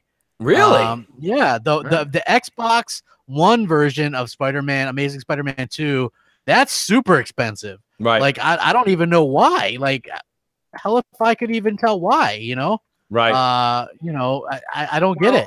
It's nostalgia crap, right? I mean, that's the whole thing about it. Like everyone who loves Spider-Man is wrapped up. Like, nostalgia is a hell of a drug. Mooch, you couldn't have said it better myself. I got to be honest with you. I think that it really is a situation where people are in love more with their comics and the years that they've enjoyed in Spider-Man's genre, the movies, etc. And don't get me wrong, I can't take any of that away from you. That's awesome. But realistically, I say we got to separate ourselves and talk about the game. And I think that the game is going to be a fun game. I can't wait to play it, crap. I really am. It's going to be #fun, guys. I've just been trying to set a different set of expectations, because if you listen to everybody else, it's like, it's great. And you're like, well, I was just wondering, great. Could you just elaborate? Great. Well, it's great. And I'm like, what? Great, yes. We can't say anything else? No, great. Say great, Mooch. Say it. And I'm like, it's great. There we go. Now you're coming around. And it's like, okay, well, there you go, folks. That was an in-depth discussion. So I like to actually kind of break it down and see what's going on. And I think that it's going to be #fun. But I think after you get like 10 hours into it, you're going to be like, I kind of put it down. That's the whole thing with that. They're great. Mooch, they're great. They're great, dude. They're great.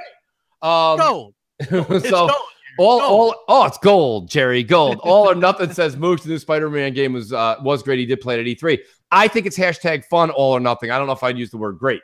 Buju Ramp says, let's revisit this debate, Naomi or Alana, because I follow both on IG, and I gotta say, Naomi is killing it. Oh yeah, that's what I'm talking about, right? Now, Buju Ram. All right, there's two discussions here. Okay, if you're talking about selfies, I'm sure Naomi is probably in the lead, but I gotta say, Alana Pierce is doing a better job in gaming journalism.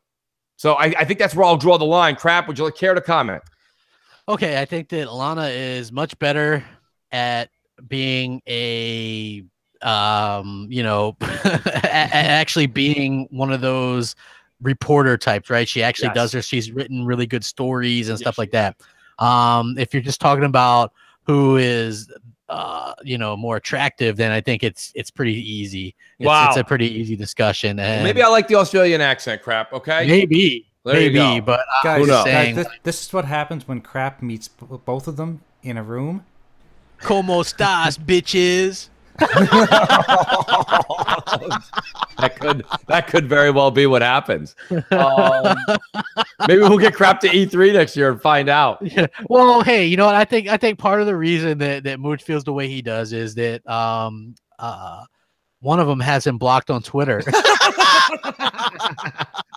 I just never, I don't know, for some reason I never got, well, I used to make like kind of comments and jokes about the fix. That show, I just didn't like the fix. I thought it was always.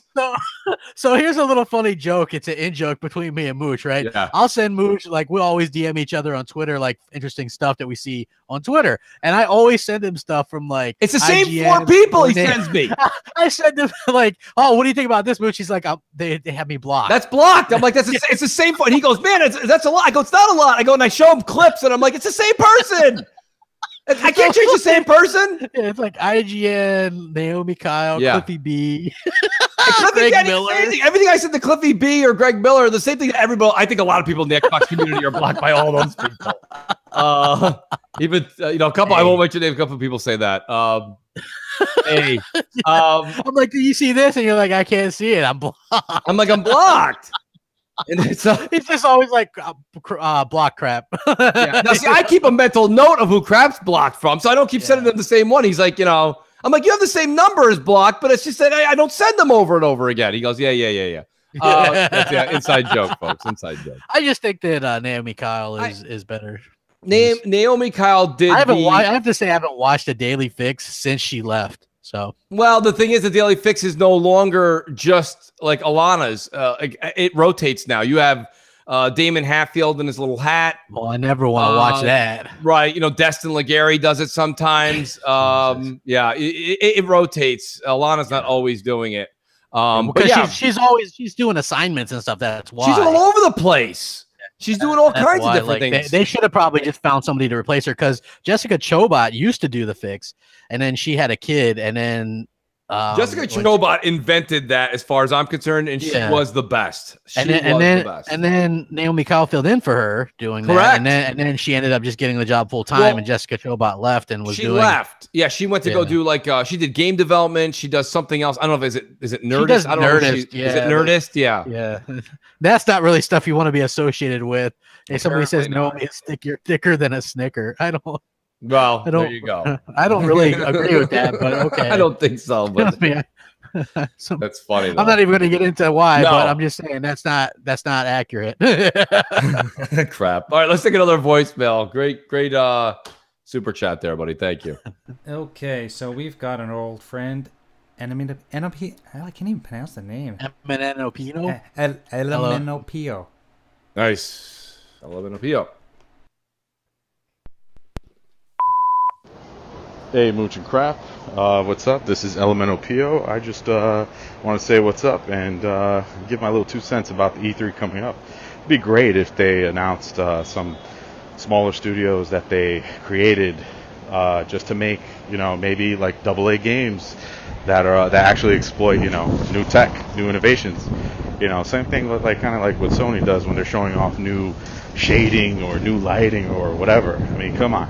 Who would want to play some new, smaller types of racing games or arcadey style games using like massive destruction physics and new types of physics and things like that. So anyway, that's maybe what I'm probably looking forward to, is if they announce some smaller studios that would fill in the niche and maybe hire some new talent that or maybe some talent we already know that would make games for them that would be innovative. That's what I want to see. I want to see innovation. That's all I want to see as a gamer, as a fan. All right, take care. Bye. So crap, I missed the first part of that. What was he? Who acquiring new talent? He was talking about should Microsoft open up a studio, like a AA type studio or whatever. Oh, okay. I actually think that's a good idea. And the only reason I say is, and I'm going to sound like this, they can do it on the cheap, crap. And sometimes these AA studios blossom into something massive. It's kind of like, Lady Foxfire, earmuffs, sports. But like, right, in baseball, crap, you have AAA and AA teams, league, underneath your major league affiliate. And my point being is that sometimes they'll say that, wow, we brought this kid in.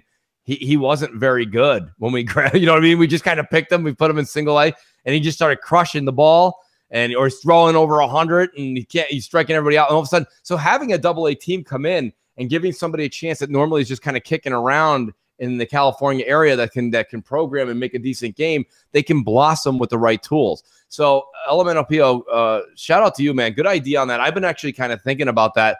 I don't know how to properly phrase it or word it in the business, but giving those people, I think ID at Xbox does that to a certain extent, but I think ID at Xbox is so broad and it covers so many different developers, everybody from a single guy in their house to a team of maybe up to 10. I think that, having a AA dedicated studio underneath your belt is not a bad idea, and you can do it on the cheap. Kind of like Undead Labs, how they kind of didn't acquire them, but acquired them, before they did, crap. Yeah. With this last one, that was basically a AA team, and now they're going to try and give them AAA money moving forward. Yeah, I agree. Yeah, So, just a thought. Yep. Just a thought there. Look at, snap, it's Mel. By the way, shout out to Mel. Mel's with me on the Alana thing, so it's awesome. Hey, I do have to say that Lady Foxfire is with me, though, clearly. So. Oh, wow. Well, there you go. She's Naomi. Mooch and Mel versus Fox. Well, I mean, Crap. Mel's a mooch maniac. She's a mooch maniac, absolutely. And Fox is a mooch maniac hiding in a She is not crapaholic a outfit. mooch maniac ever. There is no Hiding in a way. crapaholic outfit. There is no freaking way. There's no way. I'm not letting that one go. He's like Steinbrenner. He's like, I'm not letting it go. No, it's not. That's Yeah, fine. so You got a call, though. M&C Mornings, what's up? How's it going? Mooch, crap. This is Tom, Earthrealm Games on Xbox. You guys are doing a great job covering, the industry from a very honest perspective, I have to say. I just have a few things I wanted to throw out to the audience, or the community, as I should say. Well, first thing is, I think that the next generation of Xbox devices, and that's what it's going to be, a family of devices. I think that they're just going to have a revision of the X design with the Ryzen cores and probably a slightly upgraded GPU capability. I would say probably 12 to 16 gigs of RAM for the that unit itself, and possibly no optical drive to bring the cost down. But then I think there's going to be a premium version that's probably 10 to 12 T-flops for a GPU. Going to be 4K 60 with all the crazy effects and animations and things like that, physics. I think it's going to be, again, a very similar design. It's just going to be upgraded components, more capacity, more processing capability. And that one's going to have the optical drive, again, for the premium experience for the power user, for those that are, first-day buyers.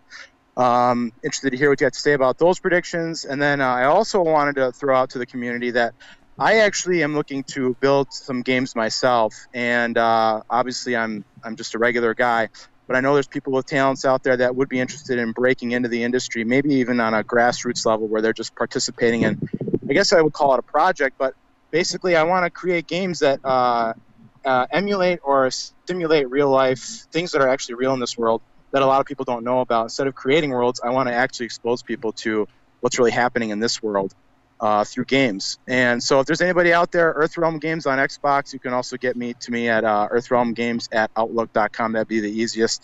So if you're interested, just shoot me an email. Moochcrap, if you guys want to be my marketing team, that would be really cool. Anyways, you guys are doing a great job. Peace out. Earthrealm Games. Bye. Well, there you go. Crap. All I ask is 10%. Yeah, it's a good plug. There's a finder's fee there, though. Crap. We'll get the finder's fee. I like his specs, though. Crap. I think he's onto something. I think 12 to 16, that variation right there for the RAM is something Don has mentioned. I think that's fully capable. The Ryzen chipsets, we know that it's all in the works. There's no way that's not happening. What do you think about this though, Crap? I have heard a lot of rumors now, and a lot of it's just people picking the baton up and running with it. But they're saying that maybe they're going to have both equal strength systems, one with a disk drive, one without. I think this seems kind of confusing. I don't know, man. I don't think it's very confusing, Crap. I think it's really, if you're not a media guy, let's say you're not in the movies and all that stuff, you're just gaming games. I mean, they could probably take off $50 to $75 and not have that drive on there and give you the same spec. You know what I mean? It's just a solid box. I mean, it's possible, but it's like, okay, I still want the disk drive. They're going to be like, okay, here's the, hey, Walmart, sell this version. And I think they're going to make like $5 off selling the hardware, and you're not going to sell any game for it. Right? Like, I think that's a hard thing to push on retailers. Well, they'll have the other one there too with the disk drive. Yeah, but I'm just saying, I don't know if that's, I know. That'd be like somebody saying, okay, Crap, here, like sell this. You make $2 on this, but you can make more because people are going to buy the accessories for it from you, or you could buy this one and you're going to make $2 off of it, and then nobody's ever going to buy anything for it again. Right from you. So it is difficult. Cutting them out. It's a tricky, it's a very, very tight rope to walk it on, to be honest with you, Crap. Yeah, so it is. I mean, it's weird. But do you think we'll have two SKUs then? Do you think we'll have a more powerful Scarlet and then a I know when people like they go, oh, well, they said this.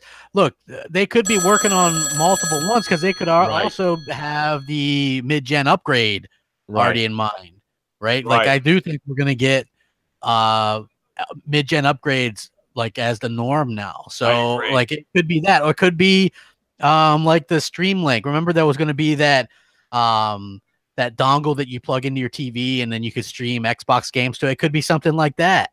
Yes. Like, and they, it could be anything. Who knows? So, M&C Mornings, what's up? Call. Yes. Hello, Mooch and Crap. This is Sir X-Man. And just saying, I love you all. You, Mooch, Crap, and Jay. Still a mutualholic, but Crap, I listen to your stuff every single day.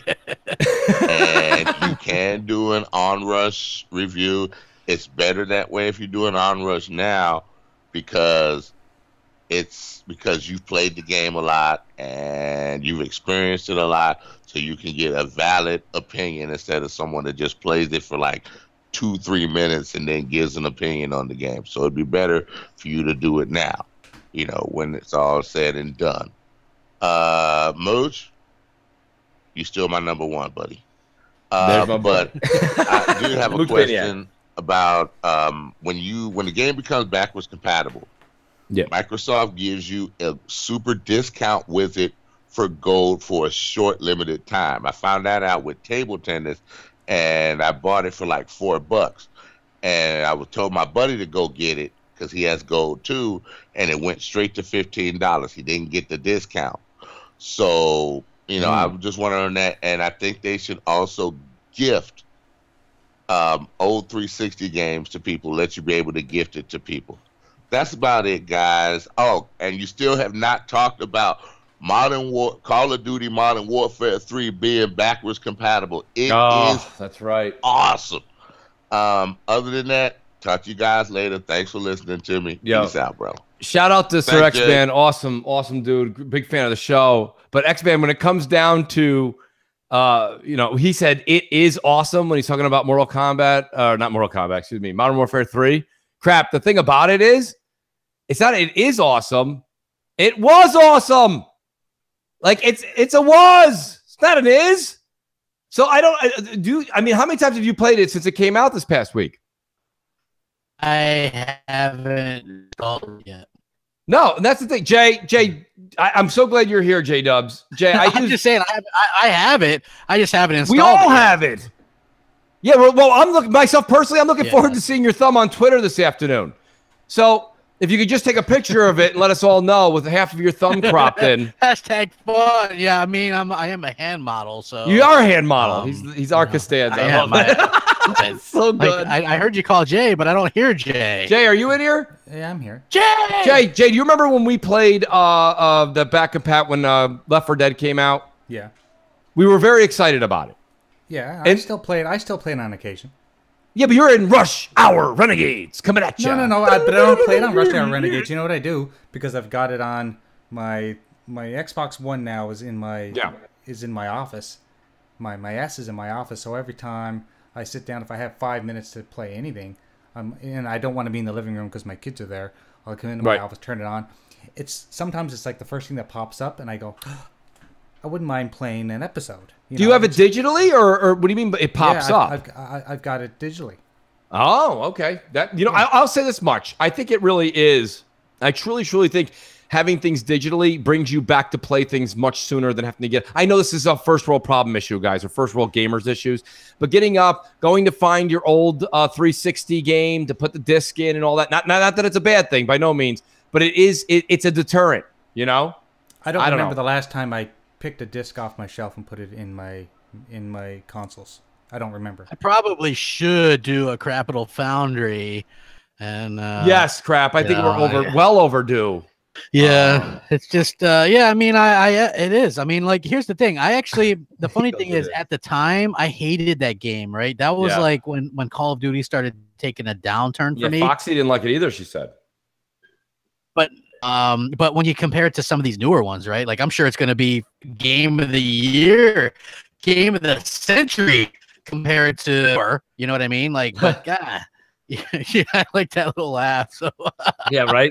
You like that crap? That was for you, buddy. Yeah, I mean, come on, not even a campaign. And I did remember the campaign in Modern Warfare 3 being pretty good. So yeah, I don't know. That's like going to a buffet where you got to stand up and get your own food and then complaining that the buffet doesn't have an actual dedicated waiter for your table.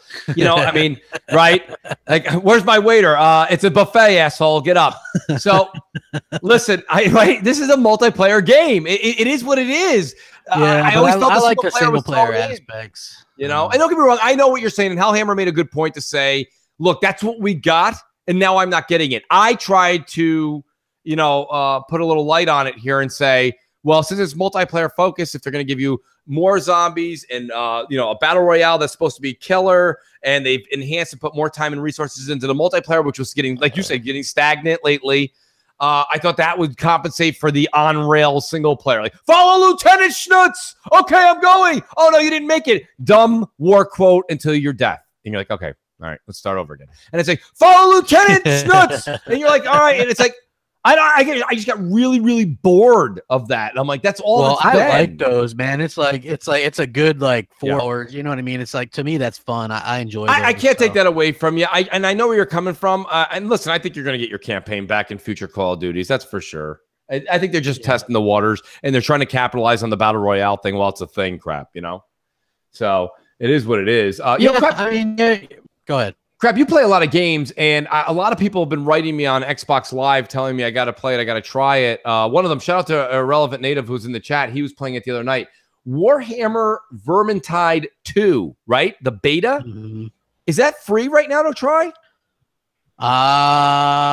It could be. I think so. It might be. Jay, it's supposed to be like a Left 4 Dead game, Jay. Yeah, I actually played the one that they released free on Gold, the first one. Yeah, the that's. Vermintide. The first one. Okay. Yeah, I played it, and it was definitely interesting and very much Left 4 Dead. I think it's 4-player co-op, and instead of zombies, you're shooting these like rat creatures. Basically, is what it is. It's decent. I didn't get into it because I had so many other games to play. That's all. Same old Primal Data says yes, the beta is free. People are telling me it's very good. They're really enjoying it. Here's Michelle Alexandra says, Mooch, just because you don't like the campaign doesn't mean no one else does. This isn't a me thing, Michelle. This is not a me thing. That, my friend, is a Mooch. you problem. That's the thing. It's a you problem because someone like me who doesn't care about the campaign, I've actually been dealing with having that part of the game that I just don't enjoy. I jump right to the multiplayer. And except for this last World War II, because I wanted to see what all the hoopla was with the World War II story, because I'm interested in that era, I just said, let me see what's going on here. But it was the same thing. It was like, get in the tank and hurry up. And if you just make a left-hand turn on this thing that's on rails and you're supposed to go right and you miss the play action or it's not an actual quick action event, but it's something like that, and you miss it, it's like boom, and then it's like army quote, and it's like all right, and then start over again. And it's basically all the Call of Duty campaign is trial and error. Once you get it down, find the timing, you find the path, you go through.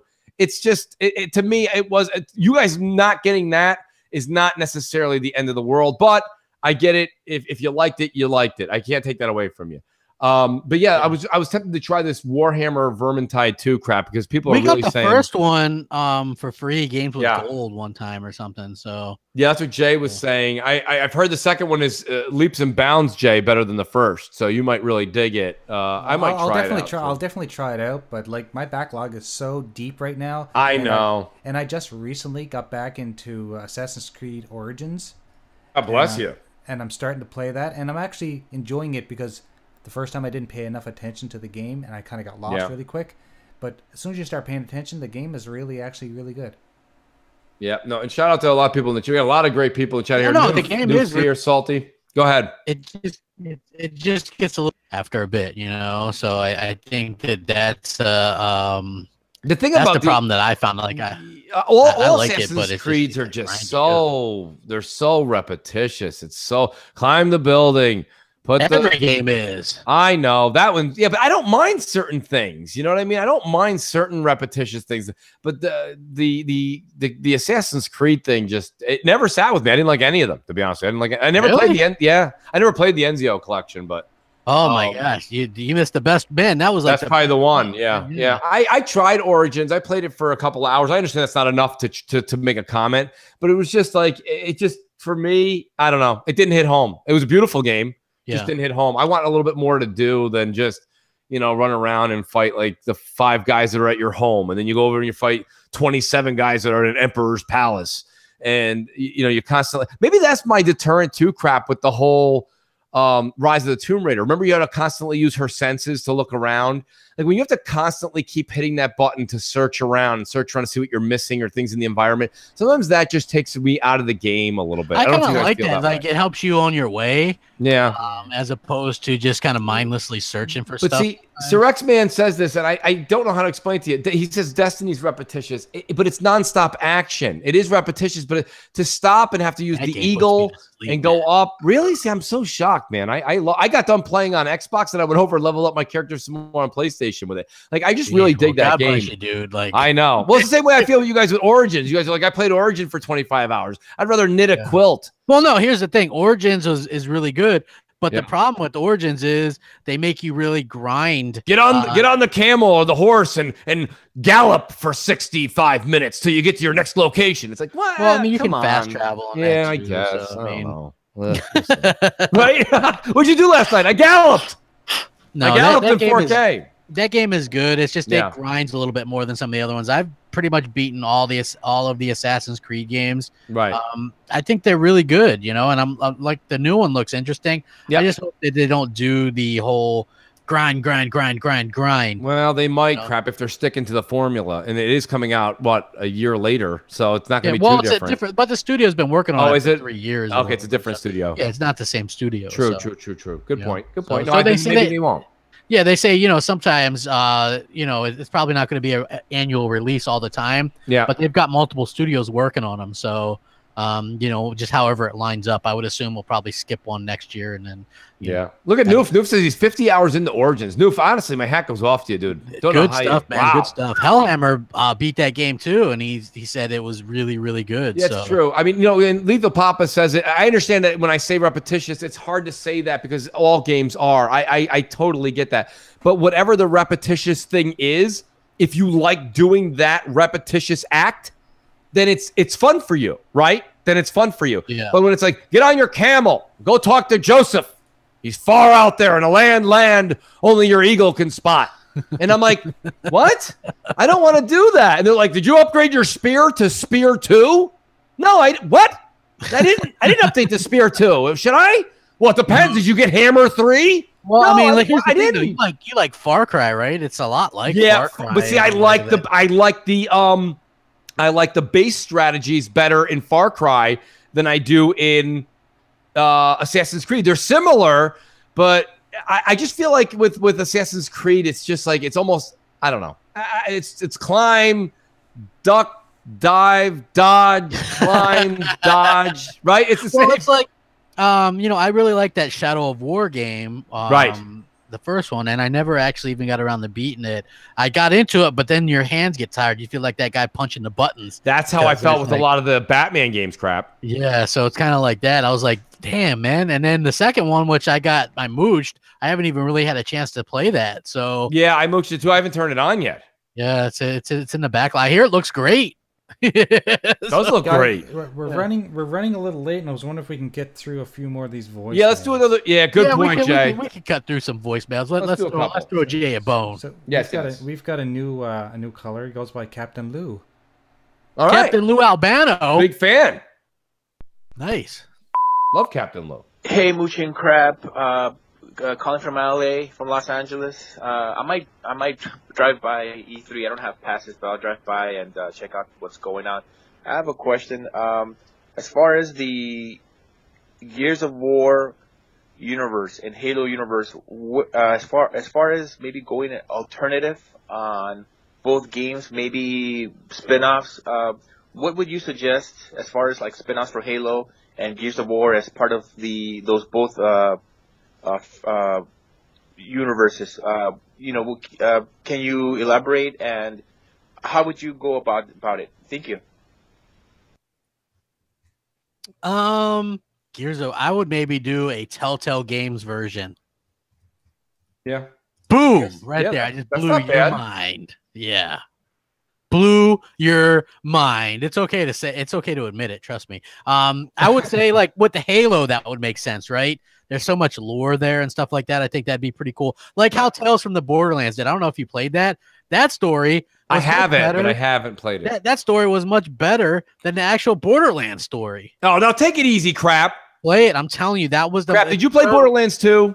Borderlands there. 2 story is hysterical with Handsome Jack. Dude, Come so on. is this. I'm telling you, Handsome Jack is in this. I know he is. And it's hilarious. I'm telling you. Like, How long it's is the criminal- playthrough, Crap, would you say roughly? 8 hours, maybe. Is it really? Yeah. Okay, that's decent. Yeah. I thought you were It gonna might say even 2 be to 10 4. hours. It might even be 10 hours. Jeez. Yeah. There's 5 episodes there. I think they're like. Do you get a hours platinum trophy on the Sony system if you beat that, or no? That's not a platinum. Yeah, you get a platinum. It's Wow. you get all of it. Yeah. Wow. In fact, that might be one of my only platinums is beating that game on there. Yeah. I beat that game on Xbox 360, Xbox One, and PS4. You know, that's an interesting question, Crap, because I listen, achievements, I like them when they give them to you, but I'm not an achievement person. We all know that. I'm not a they trophy have those person. Telltale games all on sale right now. Well, I have a few that they've been given away on PS Plus that I can run through. But hear me out, Crap. Are the trophies aligned one for one with the achievements, or is getting a platinum harder than getting 1,000 gamer score, or the equivalent right across the board? It's the same thing. It's it like is, if right? you get all of the achievements, that's a platinum. Okay. And then I don't really know. So they about have the one rest, extra yeah. then, right? So if you get all the achievements, you get the platinum on PlayStation. I assume so, yeah. Right? That would be like the equivalent if like you got 1,000 gamer score, Xbox gave you a like that champagne pop, you know that thing, and you had another... it's something like that. Okay. Yeah, it's like, and you know what's funny is, so I already beat all those Telltale games on Xbox One, but I turned on my old trusty 360, and they had them on sale there too. So I picked up the Batman one, which is really good, and a couple of the other ones. Just those will be easy 1,000 gamer scores, just to kind of plow through those. So. Right. Well, you know what? And I'm writing to him in the chat, but I'm going to address him. Mike Sacchino, he says here back, I'll go back. He says, Mooch, you have to stop overthinking shit and enjoy things for what they are. And I said to him, you're right. But I said, with so many games out now, being a bit picky is okay, right? And he goes, you're right. But he goes, you seem to be a lot more picky than the average gamer. You might as well quit gaming. No. Well, first of all, Mike, I got to tell you, we do a talk show 3 to 4 times a week, 2 hours a rip. So if I said to you, hey, Mike, do me a favor. I'd like you for about the next 5 years to get on 4 times a week, 8 hours to 10 hours a week, and sit there and tell everybody in the audience what you think about games. You can't be like, hi, this is Mike, and I want to let you know that everything's great. I like everything, and it's great. It's great. So if you guys don't mind, call in, and if you don't say it's great, I'm going to hang up on you. So it's great. It's great. Like Spider-Man. Right? So it's great, Mooch. It's great. We have to talk about something on these shows, and I think that we're in such a blessed era that we have so many games that we can talk about letting some of the games rise, let the cream rise to the top, and we can be a little bit more critical to where there was early in this generation where we were in an era where we couldn't talk about anything good or bad because we were just playing anything they'd give us. Yeah, we were starving for games. So, I remember when Strider was the hot talk. Yeah, Strider. Did you get Strider? Yeah, man. And I was like, yeah, I sure did in 1989. So thank you. No, that really was a hot topic Right. one time. Strider. Yeah. Look it up. Yeah, it really was. It really was. I mean, but and shout out to Mike in the chat. I appreciate you being here, buddy. But like, you have to be a little bit critical. You have to even if, and I know everybody hates sports talk, but realistically, sports. But when you have, but when you tune into SNY for the Mets or the Yes channel for the Yankees or whatever area you live in for your dedicated baseball team, they're sitting there and they're talking about the pros and the cons. They're not like, baseball's great. I played baseball. So did I. You like baseball? Yeah, I said it's great. It's great. All right, now a commercial brought to you by Great Baseball. So like, you can't just be like, everything's great. We've got to talk about games, and to have this discussion is healthy. Because Crap has had me come around on certain games that I didn't care for. I've had him. Well, it's hard. Crap is one hell of a tough safe to crack. I'll tell you that much. Yeah. But I like most games, man, but trying to get me on that Destiny train is probably. Well, it doesn't have to just be Destiny. There's other games we try to get you on slowly but surely. Dark Souls either. Yeah, that's going to be a tough one. Only Luca can help me with that. Luca, if you're in the chat, please help. Look, I don't have time for no Dark Souls, getting through a part, Right. and then you spend hours trying to get in all this stuff, and then you die, and then you lose all those hours. Right. Right? No, Like that's not for me. Crap. A bit of that's an old wives' tale, though.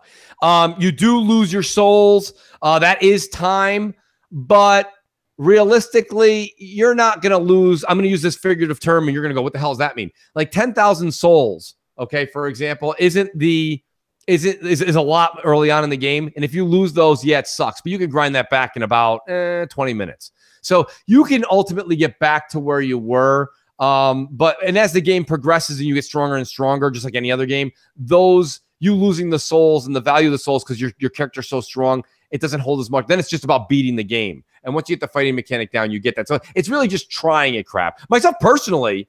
Okay, we've spoke about Switch. I can't wait. I was so looking forward for Dark Souls Remastered coming out on the Switch. I know it's not going to look as good as the X. I get it. I have it on the X and I'm enjoying it. But I would like to be able to take that game on the road. That is such a good game. So, Crap, did we get a new update for that? I mean, they said summer. So I'm assuming it's going to be like August. You know what I mean? They're gonna push that shit right to the end. Yeah, I have no idea, man. I'm not really up to date on. That's not your bag. Yeah, it's not my bag, baby. So, all right. yeah. So I understand. That's not my bag, baby. It's definitely not, Mooch. Maybe we should do one more. Let's do another voicemail, Jay. Yeah. Maybe we'll get caught up from 2 weeks ago by finishing this one up. So this Hey, is we're Jay. also supposed to do other stuff this week. We gotta do some of that Patreon. We've got to do stuff. that. We gotta break that stuff out and get some of these done, man. And then Yes. Without the we oops, start riffing, and it's hard to stop. It is tough. Crazy. And you gotta stop releasing videos during the show. That's some sabotage. Hey, you know what? I can't help it, dude. It's like you can only release them at intervals of whatever. So it's like 1 o'clock is 1 o'clock, man. It's people are jonesing for that crap gamer fix. They haven't had one since 1 a.m. and they got to go from 1 a.m. to 1 p.m. Come you guys on, get that? The crap gamer fix. I love it. man. Fix. They're jonesing. They're shaking all over. They're like, crap gamer. We need Starting to twitch. We need some megatons. Let's do a voicemail while we start. Hey now, there it is. I think I've actually played every sound effect that I've got on my deck. Today's show. He still has 20 others though. That's the good thing. Yeah, exactly. Okay, go ahead, so Jay. I guess our last voicemail for the night, and apologize to everyone else that called in this week and last week. We got Jay Yoon. Jay Yoon. Mooch Crab, J-Dubs. This is JYoon01, Xbox Live. I may offend a lot of people, but I really do think that if you are not educated or you don't understand what's going on with the gaming landscape, you're going to make a lot of stupid comments. So I just wanted to get your comments that if you are not educated or you do not understand what is going on, it makes a big difference. And so I really hope that folks that are out there making your statements and your comments, that you find the time to get educated and understand what the heck's going on. Have a great day, guys. Bye-bye. I have no idea what he was talking about there, so that's interesting. I think What he's the hell was he talking talking about in general gaming. People who comment Right. on gaming on Okay, social yeah, I mean, I media. guess, yeah, no, at least no, a lot of people just say stuff to say stuff, though. So, I mean, I get that for sure, but Right. it's all just fun and games, man, fun and games. Okay, No, I guys, agree. let me pop out one more, and I'm gonna do someone a favor. They actually called late this week, so we'll do a newer voicemail. one. Yeah, Nice. and that'll be it for the night, and there'll be 4 left for the Patreon show. Nice. Let's do it. So we got our old friend Robbie Rob. Rob. What up, Mooch? What up, crap? This your boy, Robbie Rob. You know what I'm saying? I ain't called in a while, man, because quite frankly, I just have, I have a lot of other hobbies I do, call audio, all kind of other good stuff. But anyway, I'm going to get straight to the point here. I'm calling today because I'm just hoping somebody from Microsoft is listening to this show. I know you guys be rubbing elbows and eating lunch together, Chick-fil-A, all that good stuff. But I just hope one of these guys are listening. Microsoft, I know you guys watched that Ubisoft show at E3. I know you did, and you got to be feeling sick to y'all stomach. Because that's how you make a goddamn pirate game. Did you see that Skull and Bones game? Did you see how those pirates look? That's the kind of pirates we wanted. If the pirates not looking like that, or some kind of pirates from the Caribbean movie, we don't want it. We want those kind of pirates. We didn't want that cartoony game. And what makes me even more upset is dudes that praise Sea of Thieves and love Sea of Thieves, right? They ain't utter one word about this game. I don't get that. I'm I'm mind blown by that one. You'll mention Sea of Thieves, but you won't mention this one?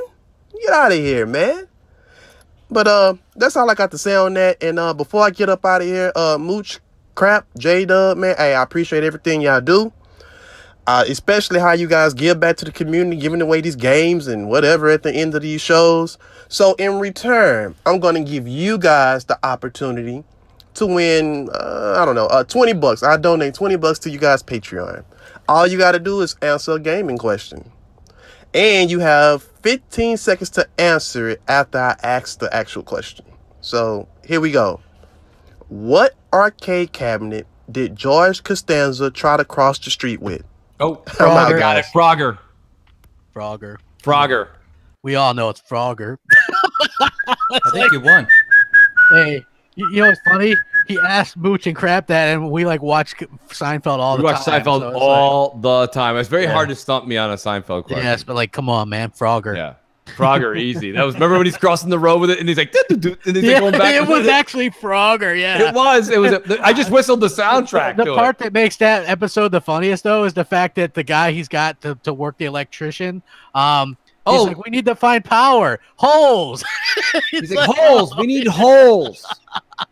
What was the guy's name though? Remember, it was funny. I forget his name. I'm gonna have to go man. back and watch that. Now that's something Yeah. that I just said I couldn't be stopped. It was something like Toady or something. I don't remember what it was. Yeah. So yeah, it's like, you know what? And as for the Skull and Bones thing, here's the thing: Skull and Bones is strictly ship-to-ship combat, right? Like that to me is like a totally different premise than Sea of Thieves. And what they did with Sea of Thieves was, wow, damn, you got another $20 in here. Well, hey, listen, Sneaky Memo Memo says, I'm just here to promote my friend, The Last Respawn Show. I'm his sponsor. Hope you guys come watch him on Mixer. Last Respawn for support. Keep up the good work, Moochie Crap. So, yeah, there we go. Thank you, Sneaky. Appreciate it, bro. Yes, please go check that out. It's awesome stuff. But, yeah, so for me personally, Skull and Bones, while it has a more realistic look, you know, in a couple years from now, that won't be a realistic look. Whereas the painting, like art style that Sea of Thieves have. Crap, it was Slippery Pete. That was it. Apex. Nice, Apex. Yeah, Slippery Pete. Slippery Pete was the electrician. Yeah. Holes. Yeah, holes. Holes. He's like, You know, holes. it's funny. That guy, Slippery Pete, is also in Until Dawn. Is he? Is he the? Yeah, he's the. I didn't finish. I played very little of Until Dawn. Oh my gosh! See, that's like a real game that you should be playing. I'm right going. there, Well, man. listen, I'm going to be playing that right as soon. I mean, I can't. How long is this Detroit game? I mean, I've been playing it for quite some time. Are you man. serious, dude? You can beat that game in like 8 hours, man. Yeah, but I can't play these. Listen, I just got done saying, you know, I need action. I need some action. I can only play so much of that game. Like I play it and I play in the story, and then I'm like, you know, you play like 3-4 riffs of it, and then all of a sudden I'm like, all right, I'll pick it up again tomorrow. Like I can't keep. I was so into the story, man. It was like I just had to play, man. I think I beat it in the middle of the night or something. So. Well, my hat goes off. If you were to ask me end, my favorite PS4 exclusive this gen, it would probably be Until Dawn. And yeah, you really like that Until Dawn, right? Yeah, I thought that was great, man. Is that Damn the it, same? Biggie with another 20. That's my boy Biggie. Wow. Biggie. I gave Biggie a shout out on Crossfire. Damn, man. I just watch Crap lose his mind because of the super chat. He literally gave me 20. Well, no, it's just like, you know, agitated. I got like. Hey, I got news for you, Crap. Let me tell you this right now. I will say this much so everyone's paying attention, and Crap is good at doing this. Crap, you killed it on Xbox Nation, and everybody gave me a fraction on Crossfire. I got a couple of freaking, like, you know what I mean? I got like 6 flag coupons. Like, here you go, Mooch. Here's some 6 flag coupons. Here you go, Mooch. Here's an Entenmann's cake at the end of the aisle coupon. Dude, I'm like, thanks. those aren't really interactive movies, dude. Those are like very story-driven type things, right? Like, for me, and people won't like this, but Detroit had a better story than God of War, right? You know, Until Dawn. Like, I like those games. Like, I was surprised by it too. I made fun of Until Dawn. Detroit was so did I. Detroit is one hell of a story. My only, it's not a complaint. When Hellhammer beats a PS4 game, you know it's got to be good. And Yeah. Hellhammer beat that game. He got the shitty ending, but yeah.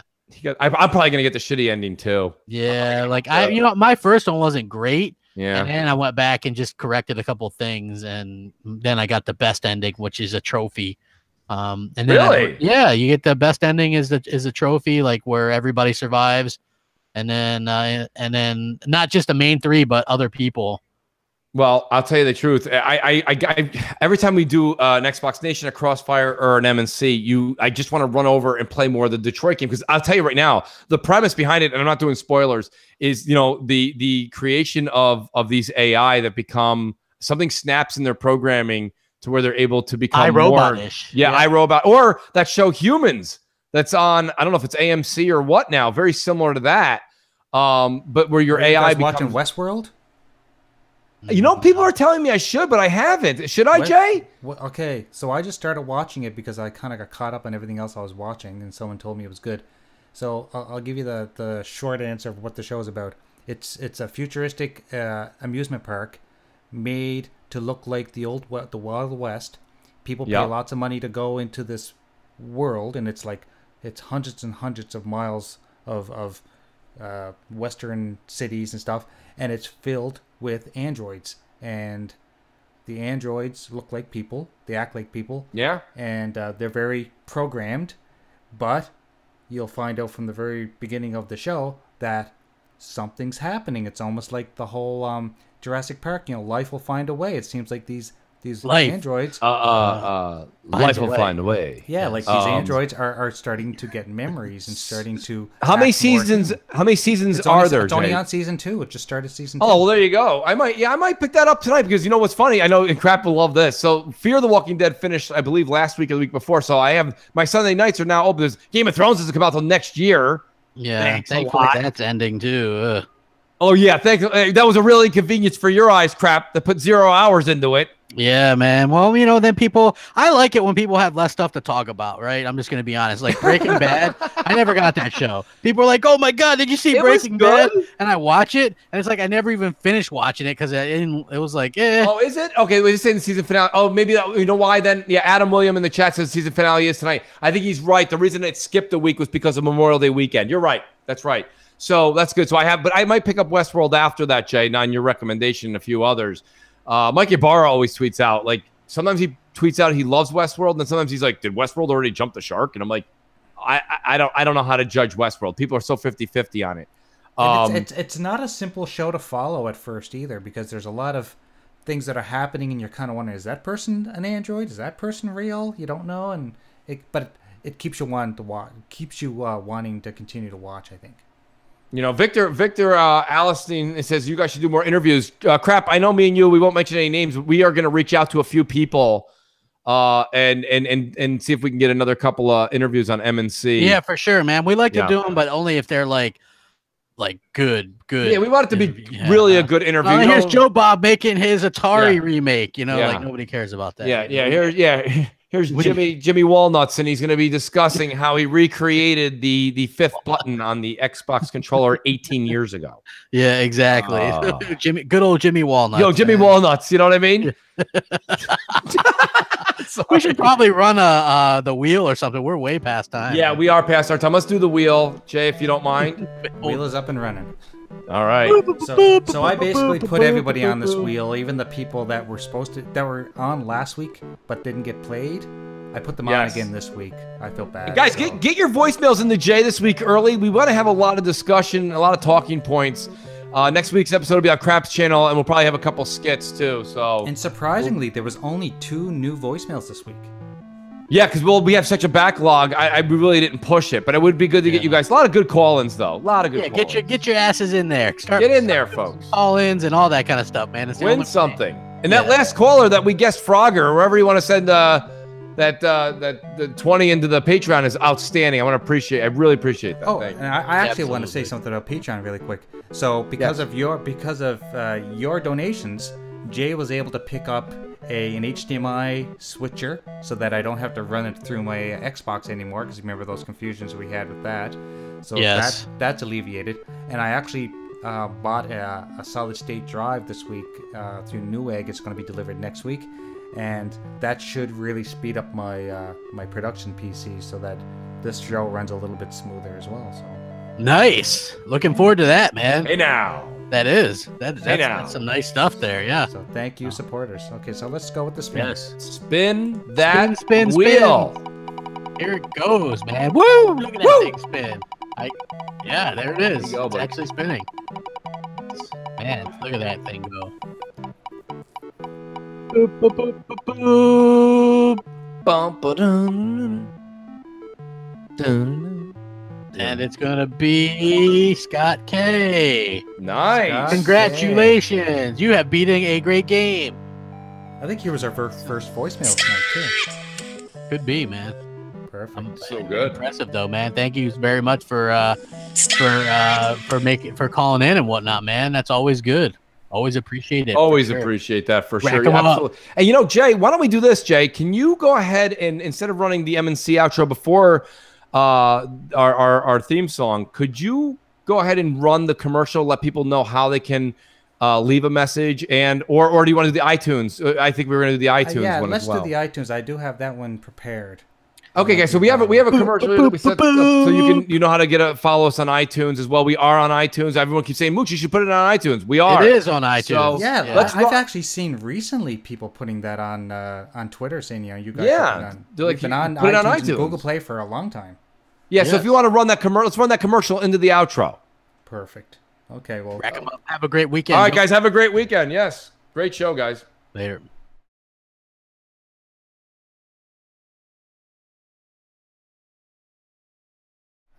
I had it set up and it was all ready, and now it's not. That's so great. You can find it, Jay. Yay! Me and Crap can tap dance for another Jay! minute. This is the world we live in, Crap.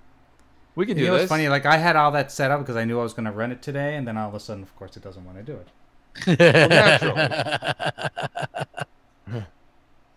Well, if you can't, Jay, then run the theme song or whatever's at your fingertips. Yes. Yeah, let's just do the theme song. Sorry, guys. Okay. All right. We'll work on it next time. We are on iTunes. You know what I'll do? I'm going to post it on Twitter this week so people can see it too. There you go. Okay. All right, folks. Have a great weekend. Bye. Later, guys. Peace.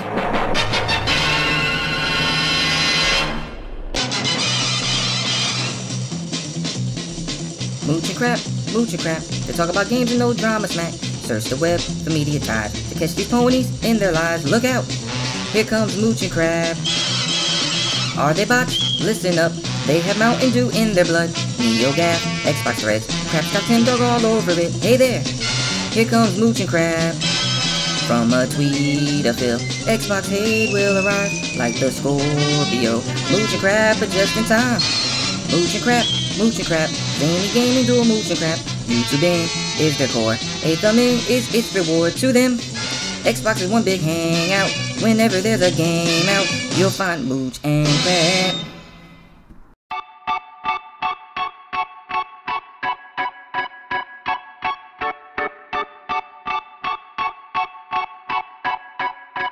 Wake on up, it's Mooch, it's Crap, and Jay in the morning. Wipe your eye boogies, get your coffee finished yawning. This is Mooch and Crap Show. Wake up, let us begin with gaming news, skits, and call-ins from all the fans. No matter where you at, Cali or Pakistan, New York or New Guinea, this is where it's at. These are Xbox dudes with Xbox views on slander and hate towards Xbox news. This is Mooch and Crap Show for the people, and they coming with it. Now do you understand? Now do you get it? Ponies love to lie and PC fans won't admit it, but Xbox hate is real and they all with it. Call in, let it ring in. We here to rock, we here to win. It's about the games, it's about the pride. Now Xbox community, come on, let's rock. Mooch and Crap, make sure.